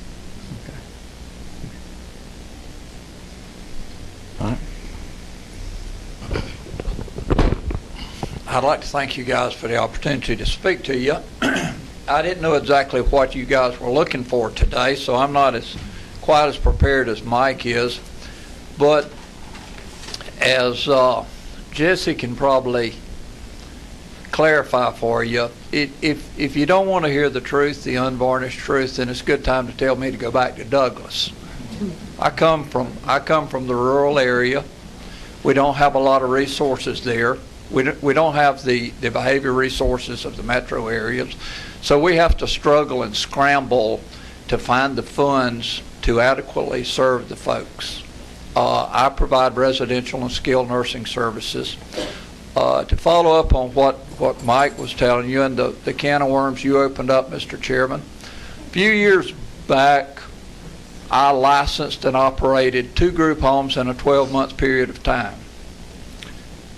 I had 119 visits by somebody with the state in 12 months. 119. Every time somebody walks in our door, you have to identify who they are, what agency they're with, and what they want, and then you got to answer the questions. Well, I would like to be a for-profit business because I'm a business guy. I want to make money to leave money for my grandkids. But when you have to stop what you're doing or have a staff member stop what they're doing and answer somebody's questions, it costs dollars. I mean, that's the unvarnished truth. Everything boils down to time is money. So when you answer 119 people, if they're only in the building 2 hours, do the math. It costs money. Now, I'm not quite as politically correct as Mike is because I'm an old guy, been around a long time, and I can quit and go home today, but I'm not going to do that. I'm going to be here for a while. All right. I've served on just about every work group and study group that our division has had for a long time. It appears, since I've been in this business, that about every 2 years we have a change in senior leadership. It is my belief today that we have probably the best leadership I've seen in a while. We have some very, very bright spots in our division. You heard from one of them, Catherine Ivey, today. She's one of our rising stars. She's accessible. Today is a continuation of a trend that I've been seeing that we actually have a voice and we have people that we can pick up the phone and call and say, hey, I have this problem, and we get a response. Dan Howell is another bright spot. Everything's not perfect. Our system still needs a lot of work. It's my opinion as a small provider that we need to declutter this business, because every 2 years that we get somebody new driving the boat in Atlanta, it seems they have to pass regulations to put their name, their stamp on something, and we never throw away those old regulations. And I want to give you a little bit of a graphic example of how things change in this business. I have a group home down in Waycross. Have a guy that's about 40 years old. He's dual diagnosed, developmental disabilities. And by the way, a developmental disability cannot be cured. It's not like pneumonia. It's not like the flu. You can't give them a pill and they go home to mom and they're better. They're going to be like this. We can treat their symptoms, but they're going to be like this pretty much all their life. But anyway, this guy's 43 years old, dual diagnosed, but probably his mama is his own worst enemy because she's an overprotective mom and she didn't teach him what we believe in is letting our folks be all they can be. So the graphic part of this is we help this guy to learn to go to the bathroom, take care of his business, flush the toilet, wash his hands, and come out. It's a success.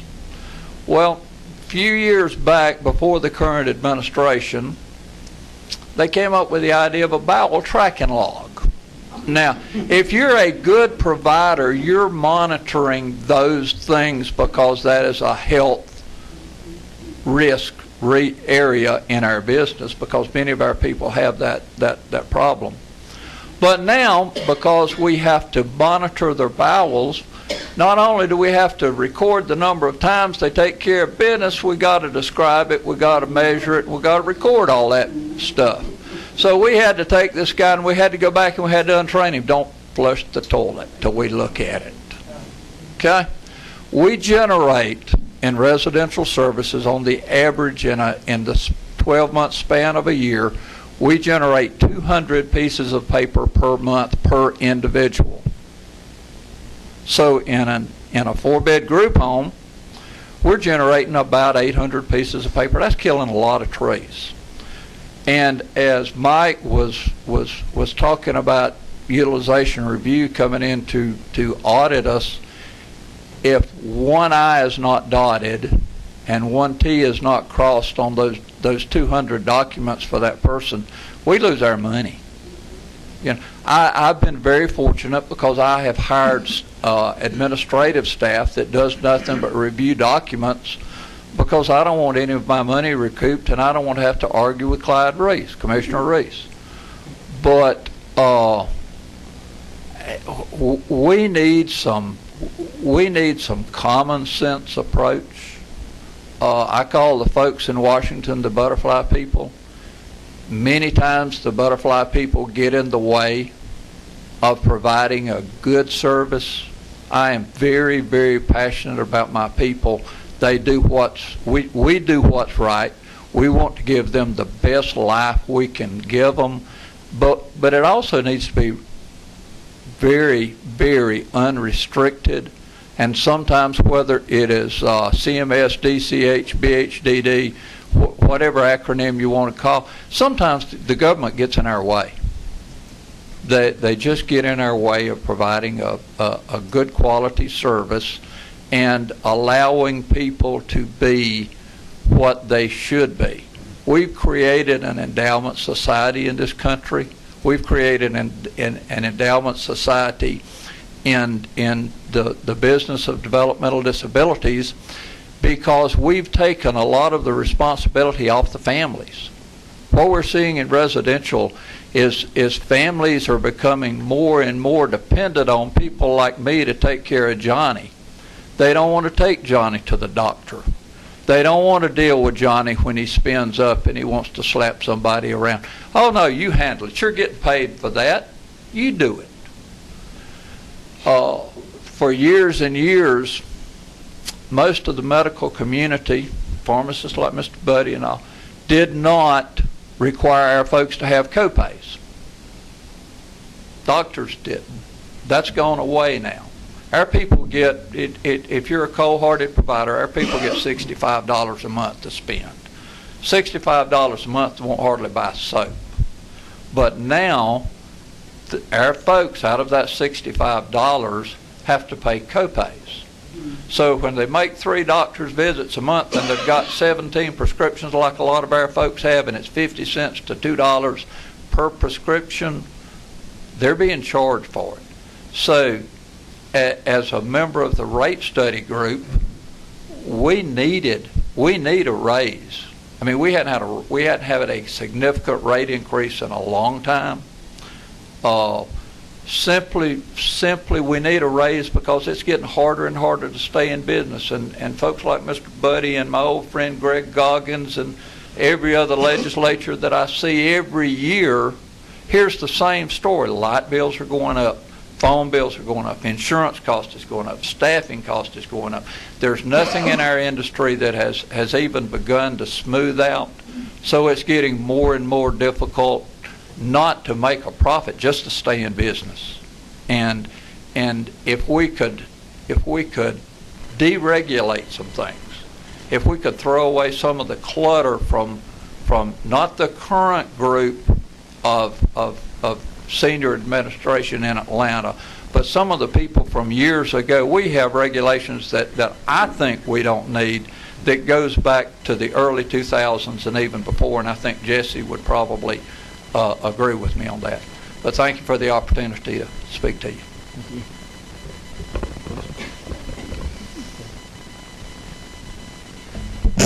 All right, guys, I greatly appreciate y'all coming up and speaking so candidly with us, so I appreciate it. We are right about 12 o'clock, and what we have left on the agenda is we're going to have comment from some executive and managing directors and then public comment. Let's take about 5 minutes. So we're going to come, it'll be about 8. Let's come back at 12:05 because we got to be done at 1, and public comments probably going to be limited to a couple minutes each. But we'll come back at 12:05 sharp.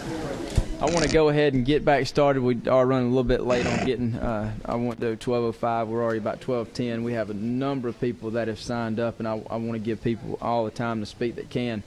I wanted to get a thorough overview from the people who spoke first this time to just really get an understanding of what's out there from the state agencies. Right now, we have the committee going on till 1 o'clock, and just so everybody knows, this is what we're looking at. From the executive directors and managing directors, we have 1, 2, 3, 4, 5, 6 folks signed up to speak.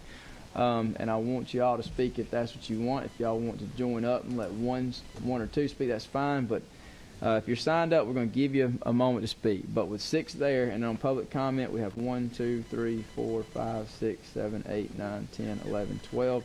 Dawn, I believe you said you could wait till next time, so we're at 11.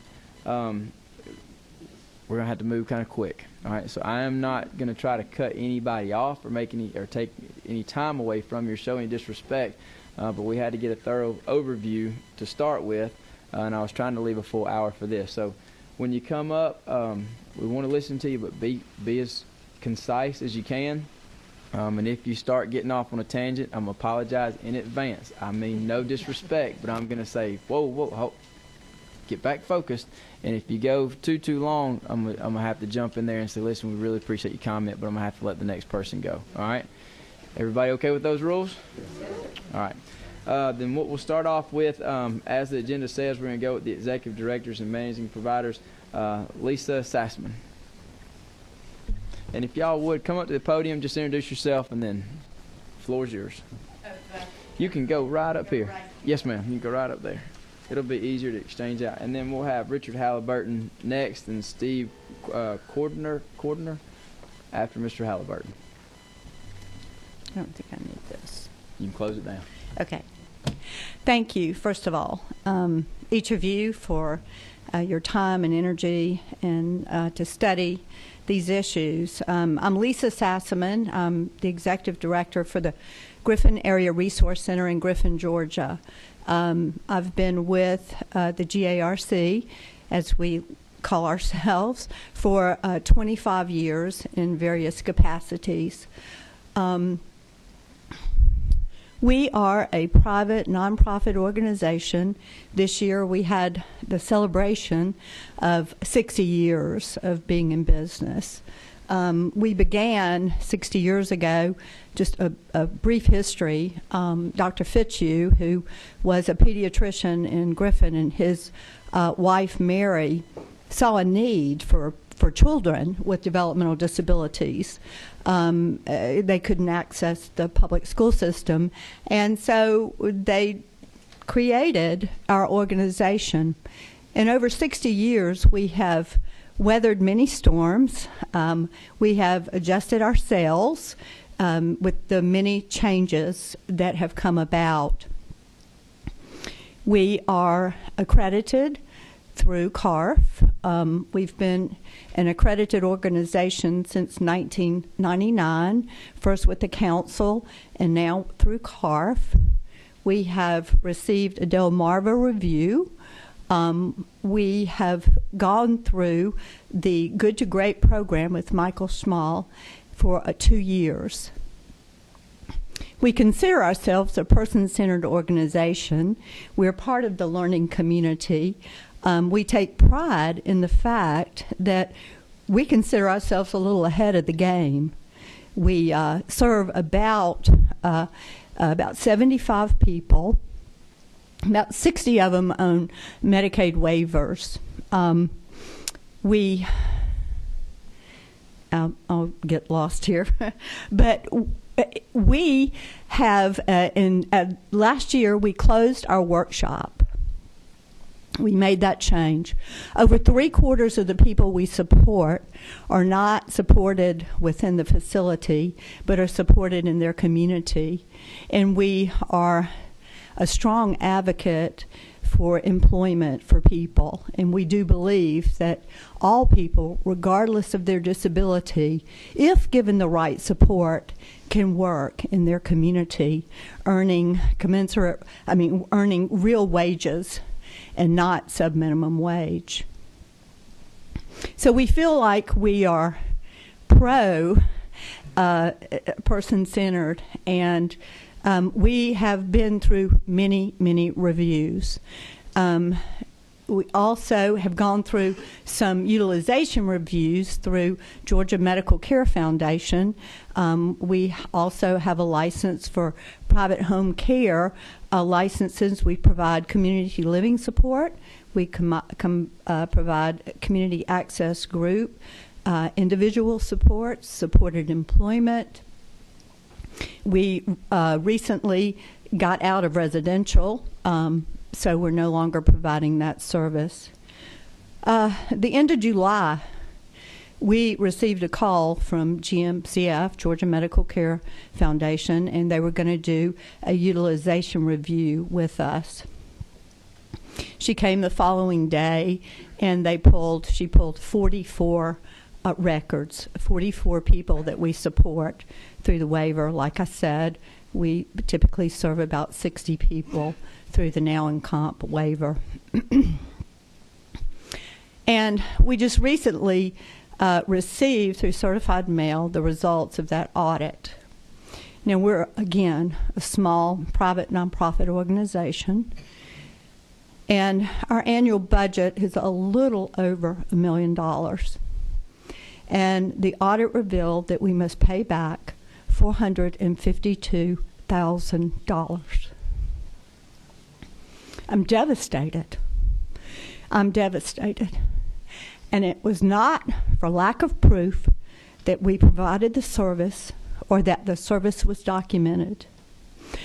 It seemed like the most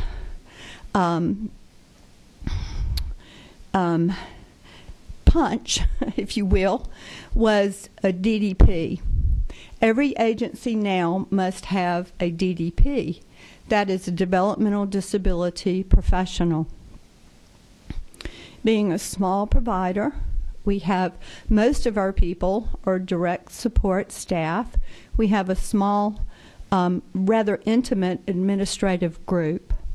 Barnett Thompson Glanton, who's in our audience today, has been with our organization for 41 years. Also working with her is Cindy Eckerson, who has been in the field for 23 years. Way before support coordination, way before Medicaid waiver, Barnett was the person who wrote ISPs. She's the one who's always been involved, but because it requires, the DDP requires a bachelor's degree or greater, I was the DDP. Now, you can look at the policy, and there's policy from DCH and there's policy from DBHDD, and there is in that policy it says that the DDP must supervise and or participate. And because my signature was lacking on the signature page of the ISP, they have taken back every penny. Now, the service has been delivered. We consider ourselves person-centered. The ISP addressing the goals, or the support coordination agency is the one who oversees that process. The goals are formed. The participant signs off on them. The powers that be within the organization are all in agreement. The document goes up the ladder. It goes to a level of care nurse. It is reviewed. It is approved. It is signed, and it goes up. We receive a prior authorization. We began the service, and we provided the documentation. Being a small organization, I wear many hats, and one of them would be the DDP, and I do oversee. I can tell you everybody that we serve. I can tell you their goals, and I review all documentation. I gather the information from which to bill, and I do the billing sheet signed off on, and it goes to our billing specialist, and she bills for the service. I don't know what the future of our organization will be. We don't have $452,000. We don't. And I have fought to and tried to figure out what do we do. I don't know. I guess that's the reason why I'm here. I don't know what avenue we have if we don't have the money to pay it back. And so I know also that there are a lot of other providers in Georgia that are in our same boat. I really do. The policies they're changed frequently. You have all of volumes and volumes and volumes, and I'm devastated. Yeah, I can tell you as chairman, this is going to be very difficult because as much as I told everyone we have time constraints and we need to follow them, it's very hard for me to stop anyone who's talking as passionately as you are. Yes. Because I can tell just from the way you're presenting how passionate you are and how this is true to your heart, and that you're not really sure how your next day is going to go. And that's a scary position to be in. It's not really my next day. It's the people that we serve, their next day. Yeah, that's right. You know, I'm 62 years old. I'm proud of my age, so I'll tell it. But Yeah. I'm towards the end of my career. But there are folks here that that need us. Yeah. And we're good. And to be I gotcha. It wasn't consultative. I've been through reviews. I know what it is to learn. And we're not perfect. Some of the things are valid, you know, but nothing to this magnitude. One of the things, and we've already mentioned it to DCH, one of the things that we're wanting to find out is how the Georgia Medical Care Foundation that does these reviews, we want to find out how they're compensated.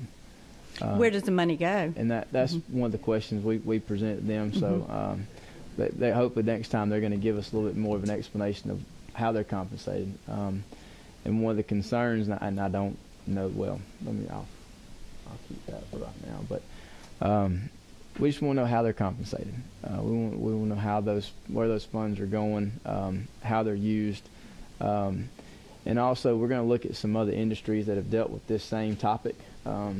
They have some people in the House that have dealt with this in their personal profession, where these type penalties were done before. And what we're thinking is that this could be something that we may be able to look at as some type of an auditing bill that we could possibly look in and say, okay, instead of you getting all this money back on something that's a Scribner's error like this, maybe there needs to be a fine schedule set up. Something like that, where they're not saying, hey, we need every bit of these dollars back where you've already provided these services.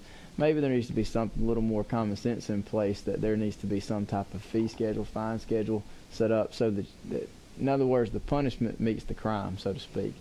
We've never been trained on this either. Let me just tell you that. When we were with Region 1, this has been many years ago, but that was one of the things that I said, where's DCH around here? You know, if there's training to be done, we want to learn. You know, we're not doing things blatantly disregarding. We don't do that. I really appreciate you taking the time to hear me. Ms. Thank you. I appreciate you talking so passionately about something you believe in. So thank you. Mr. Halliburton, and guys, I apologize, but when you come up, if you could, focus on your concern or your issue. I know all of these groups and programs and providers. I know you got great history that you'd like to tell us, but stick to what your issues are if we can. All right, Mr. Treiberger. Okay, Chairman Hightower, gentlemen and ladies of the committee, thank you for your time. Thank you for your willingness to serve on this important study committee. A lot of what I wanted to say has been said. I'll try not to duplicate. But there's a crisis in this state. And Lisa Sassman put it, I think, as perfectly as can be said. When providers are audited and funds are taken back for things that are not fraud and abuse, there's something wrong with that system. And we thank you guys for considering to look at that should be the only circumstance by which any of these providers should have to pay money back, is if the department can prove that they somehow intentionally defrauded someone or attempted to. And I'm going to try to be fast, but I've got a wagon load over here of policies. There's over 57 pounds, 7 different policies. I'm not going to bring them out here because of time constraints. I really like for you to set those up here on this. Go ahead. I'd like for you to see how thick these are. You can go ahead, Mr. Alberton. And the very idea that any provider could be in 100% compliance with 28,000 rules is ludicrous. We have, for example, 5 organizations, 4 of them private companies and 1 state, who oversee and evaluate the individualized service plan. Okay? The individualized service plan is monitored and developed by a company called a support coordination company. They also bill Medicaid. I'm not sure what kind of audits they get, if any. But their job is to put this entire plan together to make sure it meets all of the standards and the specifications of the department. Now, that's one, support coordination agencies. National accreditation. Each provider with a budget over $250,000 a year is required to be accredited. Some of us are JCO accredited, some choose CARFs. There are 4 different accreditation councils you can choose from. These organizations also do an in-depth review of the individualized service plan based on a set of national standards. They determine whether the provider is meeting all these standards. None of these, except for the Georgia Medical Care Foundation Utilization Review, none of these require payback. They look at your service and they look at their manual and they say, well, we think you're out of compliance here. We want you to develop a plan of compliance, and we'll give you so much time to do that. And that's how we get into compliance. But the Georgia Medical Care Foundation, who comes out and audits it, there's no training that goes along with it. You don't get a plan of compliance. They take the funds away. There is a model that would work, in my opinion, that exists in the behavioral health system in Georgia right now. Behavioral health providers are audited every 90 days. They review the records, they take a sample of the records, and they determine if they are in compliance with the Medicaid rules and regulations. They also develop a plan of training and technical assistance for that provider so that within the next 90 days, when they come back, they'll be in complete compliance. I don't understand why something like that couldn't occur in developmental disabilities. We have to wait 2 and sometimes 3 years before we find out that something we did 2 years ago was in violation of one of those 28,000 policies. And therefore, and in Lisa's case, she's having to pay back over half of her entire revenue for a year. There's something bad wrong with that picture, gentlemen and ladies. We also have an organization called Delmarva. They come in and they scrutinize the individualized service plan based on a set of expectations that they have. They'll send 3 or 4 people in, spend the week with you. The Georgia Medical Care Foundation is the 4th They come in and evaluate the authorized service described in the individual service plan. So that's 4 organizations that all look at the same component, the individualized service plan. Then the healthcare facilities regulation, and certain Medicaid waivers, like those that provide CLS, they must be licensed by the healthcare facility regulators. And they utilize a different set of expectations and standards, including a comprehensive review of the individualized service plan. We have requested, as a provider organization, for many years, for training and an example of what documentation of the implementation of the plan ought to look like and what they would accept when they come out and audit us. But we have never gotten that kind of training.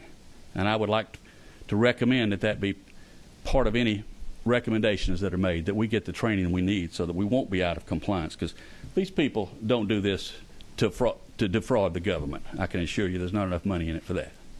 Thank you. Thank you.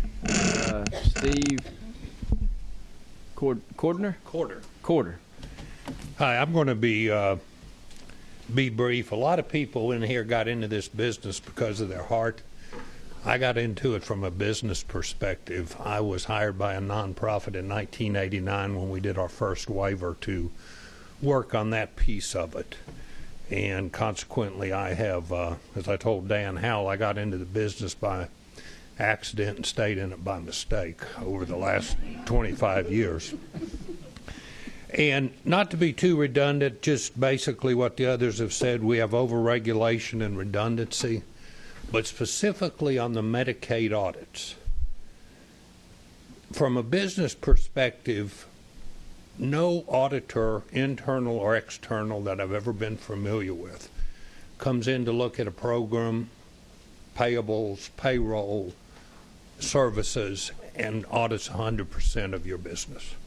Usually an auditor, a public auditor, will audit about 10%. And if there are no significant errors or trends spotted, it's over. They do that sampling, and it's done. And you get recommendations then. You should do this, this, and this. We have had providers, you've heard some of them, we have had providers that had to mortgage property to pay back. We paid as much in legal fees as we paid back to the state at our last audit. It's like Richard so eloquently put it, we think people should look for fraud. But doctors, dentists, hospitals do not get audited unless there's suspicion of fraud. The intent is for DD providers to be audited every other year, 100% of your participants, which is a very onerous thing to go through. And the worst thing is, what Brian mentioned to you this morning is 67 cents comes from the federal government, 33 cents comes from the state. So when I have to pay $1 back, the first thing you do is send 67 cents back to the feds. So you only accumulate directly to the general fund, not back to DD services, 33 cents of each dollar you recover. So in spite and in addition to everything they've said, from a pure business perspective, what we are doing to ourselves as a state is, it's almost crazy that we would go through that and give money back to the federal government. Granted, they require audits, but we set the rules on how those audits are done. Thank you. Thank you. Appreciate it. Michael Johnson. Thank you, Chairman Hightower and ladies and gentlemen of the committee. If I could have Tim, please step up here with me. I am the program coordinator and deputy director with the Carroll County Training Center in Carrollton, Georgia. And what I'd like to talk about today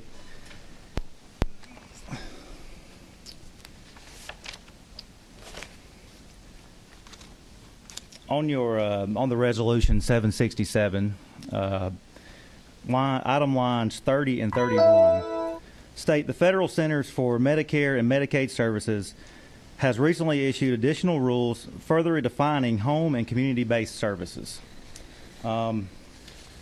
With these new definitions which haven't been made aware to any providers through the state yet, and we've eloquently heard it from both DBHDD and DCH. 50% of the time may or may not have to be provided in the community. With this service, most of that will be your community access. Under community access, you also have a service called pre-vocational services.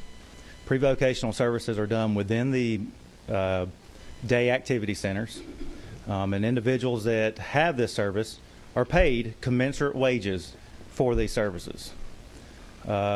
Commensurate wages are not sub-minimum wages, as you may hear certain people across the aisle utilize that term. It is a special minimum wage provided by Section 14C of the Fair Labor Standards Act. Under this act, I have a video, a short video that I would like to have everyone in the audience watch.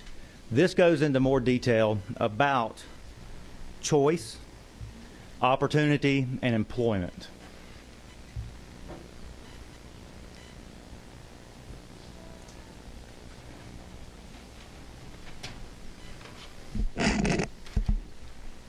Michael, about how long is this video? It's about 2-3 minutes. Okay.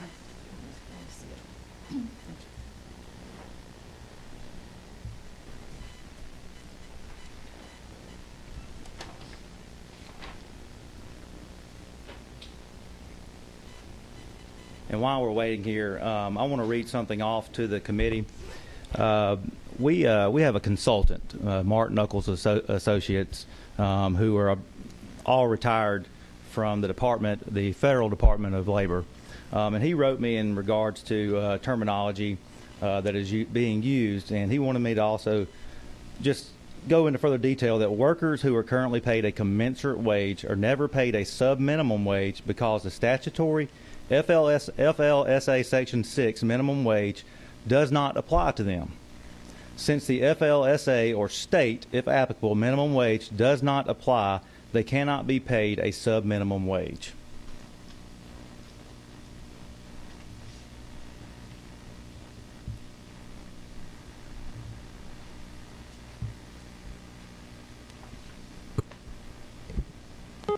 Employment, opportunity, choice. They're not just concepts. They're the building blocks of accomplishment and self-esteem. For self-esteem. For everyone, including people with disabilities, employment means more than a job. It means dignity, self-respect, the pride of being productive. And just like every person, every skill set is unique.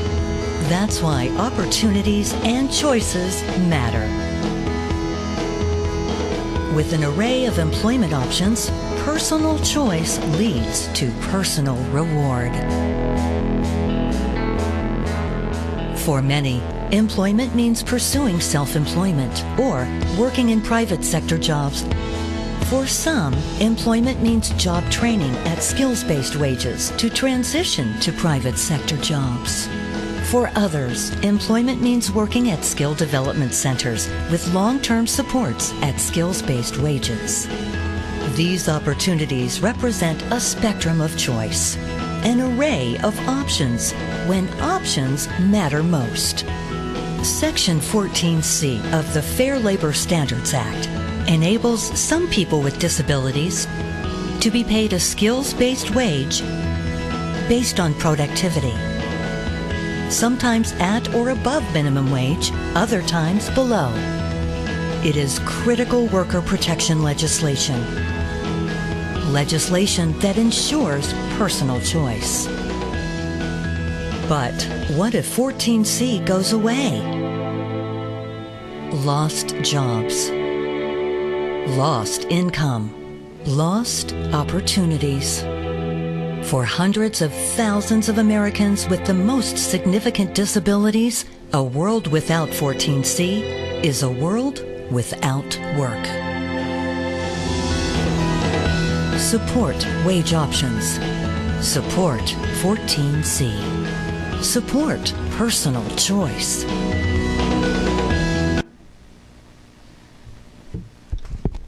So as you can see, it is very important that as the state of Georgia looks into redefining the waiver, we need to really consider who are actually going to benefit and who are actually going to hurt in this matter. With me, as I mentioned, I had Tim Matthews, and he wanted to say a few words prior to concluding. Thank you, Mike. I have a job at the Carroll County Training Center that I love very much, and I like it. I've been working there since 1974 is when I started. And if I lose this job, working at the training center, I don't know where I would get another job at. So I would like to keep this job. I really would. And that's all I want to say. Thank y'all. Thank you very much for being here.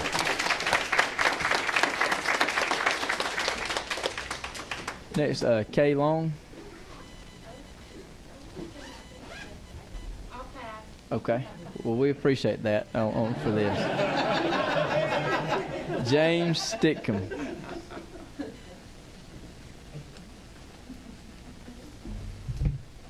Go ahead and close this. Mr. Chairman, ladies and gentlemen, thank you so much for this opportunity. My name is James Stinchcomb. I work with Cobb County and Douglas County Community Service Board. And you've heard a lot of information today, but I just want to hit home a few other little points. Currently, we're looking at these different programs. We've heard about day programs and heard about day settings. Well, that has a negative stereotype sometimes associated with it. What we really need to start thinking about is community-based training centers. What we do at these programs is truly work and train these individuals to be independent into their community. Something that we have swung a little too far left on is saying that everybody has to be integrated into the community. Well, you can ask everybody here can give you a different definition. But what it truly means is some individuals don't want to go out into the community every single day. They need a place that they can go to be able to socialize and be with their peers. We all have groups that we like to go and be around ourselves. And if we take that away from our individuals because we say that they have to be in the community every single day, we're truly hurting that individual and taking away choice. It truly comes to the person-centered approach. If we're listening to our individuals about the services that they want to receive and what they want to do in their lives, it shouldn't be all of us making the final decisions. We should be asking them.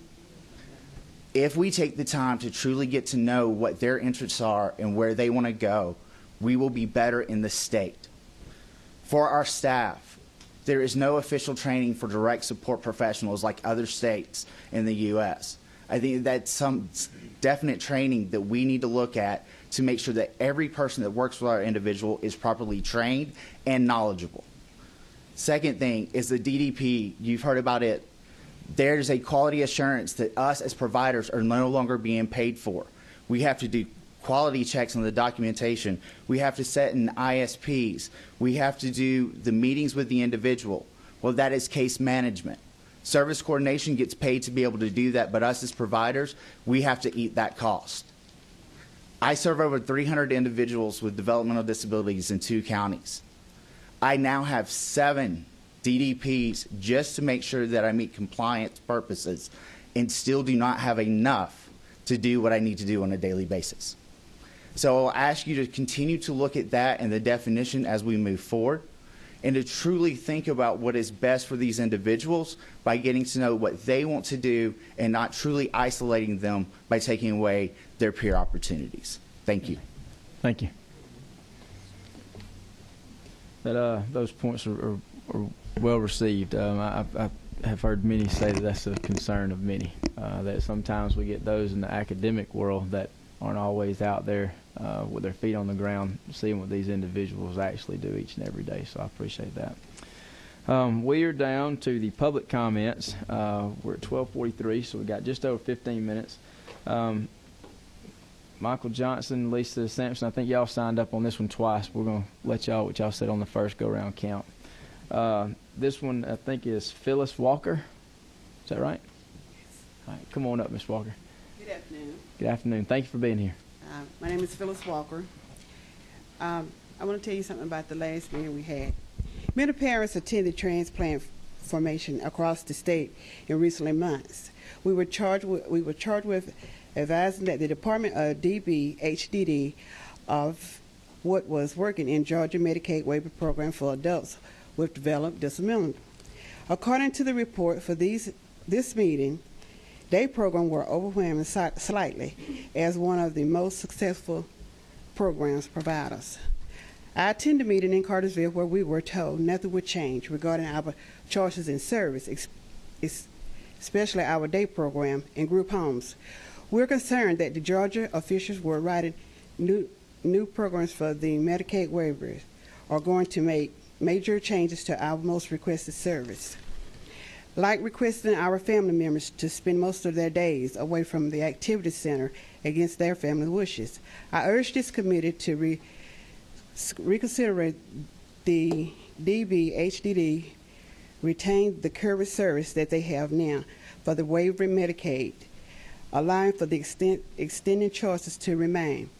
I need this program for my son, whether the normal kids would need this, but as a whole, as what these guys feel, it's deep touching home. Why would you want your child to stay at home all day and not give them a choice to go to the activity center to participate in this? We as parents, we have a tough time to try to find places to put these guys in, and it's not easy. I know I changed my life, and believe me, it's not easy. So let's give them hope, and let's continue to keep these programs. Every day is a new day for them. Every day is a new day for us. As a parent, when you put your life on hold, you strive to trust in God that it'll work out. Thank you.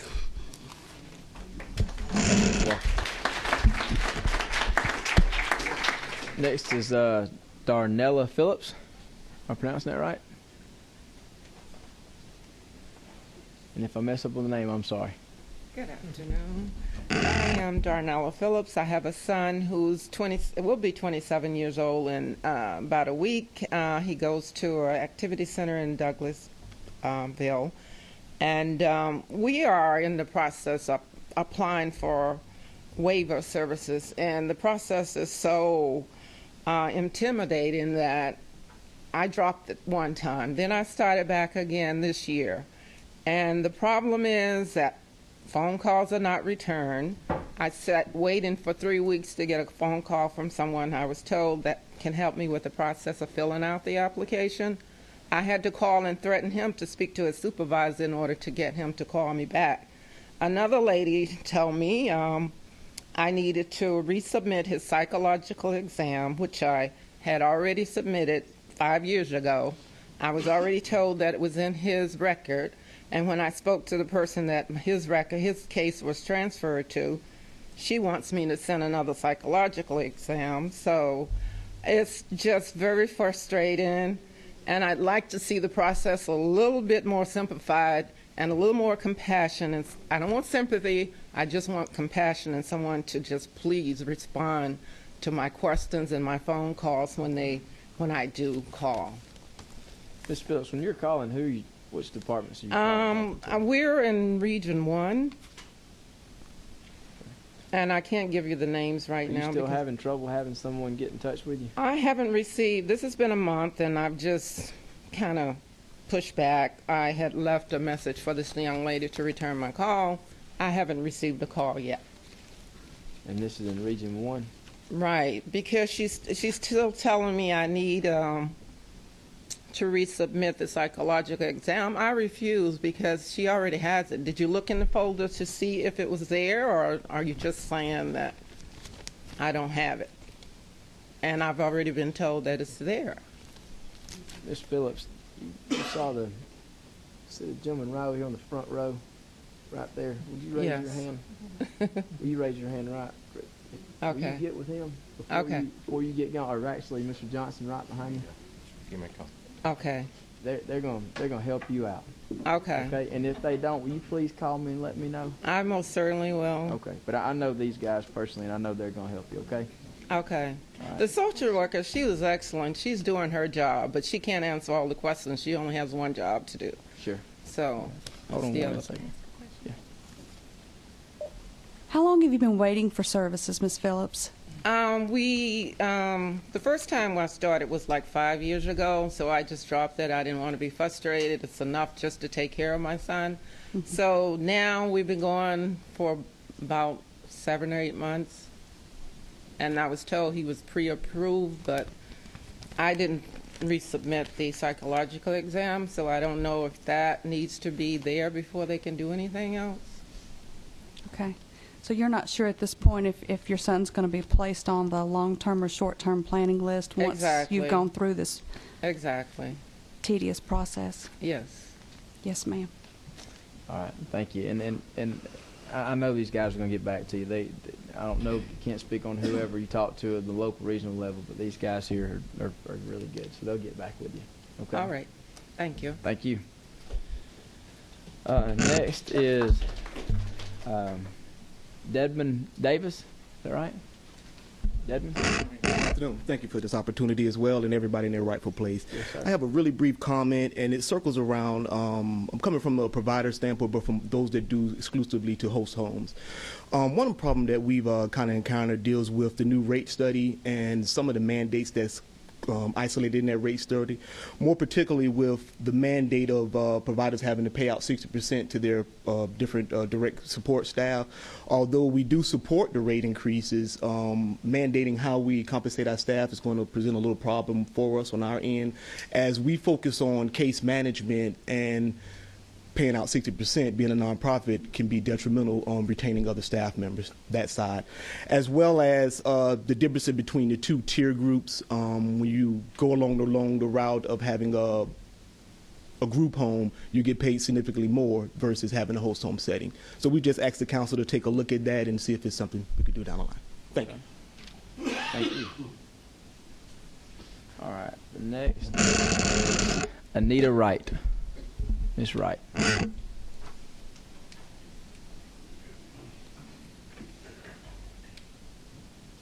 Good afternoon, everyone. Good afternoon.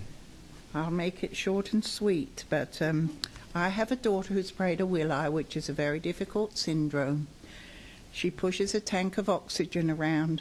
She's 50 years old. She has loose bowels and urine problems. She has mood swings, and she tends to elope if she gets upset. I would be horrified if she was out every day somewhere. Not me not knowing where she might be, her not really knowing. Cindy likes structure. She totally loves her centre, which she goes to, the Carroll County Centre. They have been marvellous with her. I do not worry about her while she's there. When she is happy, I've never seen her so happy. She feels safe. She does certain work there. She has her activities there. And she has a life, so I don't really want it to change at all, and nor does she. Thank you. Thank you. Diana Watson. Ms. Watson. Hi, my name's Diane Watson. I have a son, Jesse, that goes to the center also at Carrollton. I just wanted to say that him being in the public every day for 1 or 2 hours, 3 hours a day would not do for him. He's mobile, but immobile at the same time. He can walk a certain distance, but not very far, which would impede, I guess you could say, for the staff that would have to be with him to push him in a wheelchair because he's not going to be able to make it. I would prefer to see him stay at the center where he's well taken care of. And he's adjusted to the place, and he loves it there. And that's just basically what I wanted to say. Thank you. Thank you. All right. Christy Brown.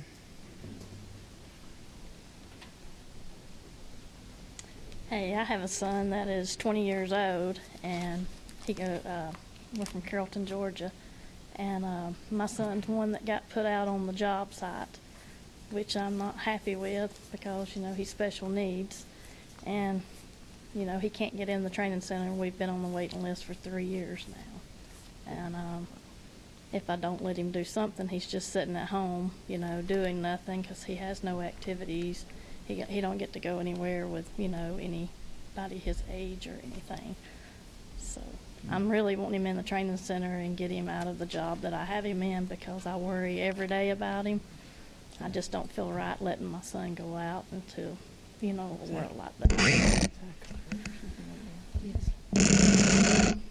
That's all. And that's one of the comp waivers you've been waiting on for 3 years. Yes. You must be on the long-term plan, I'm assuming. Well, they said they put me on the short term. Put you on the short term. But they never contact me or anything. The people that only call me are the training center, but like Region 6, they never contact me or anything either. Thank you, Ms. Brown.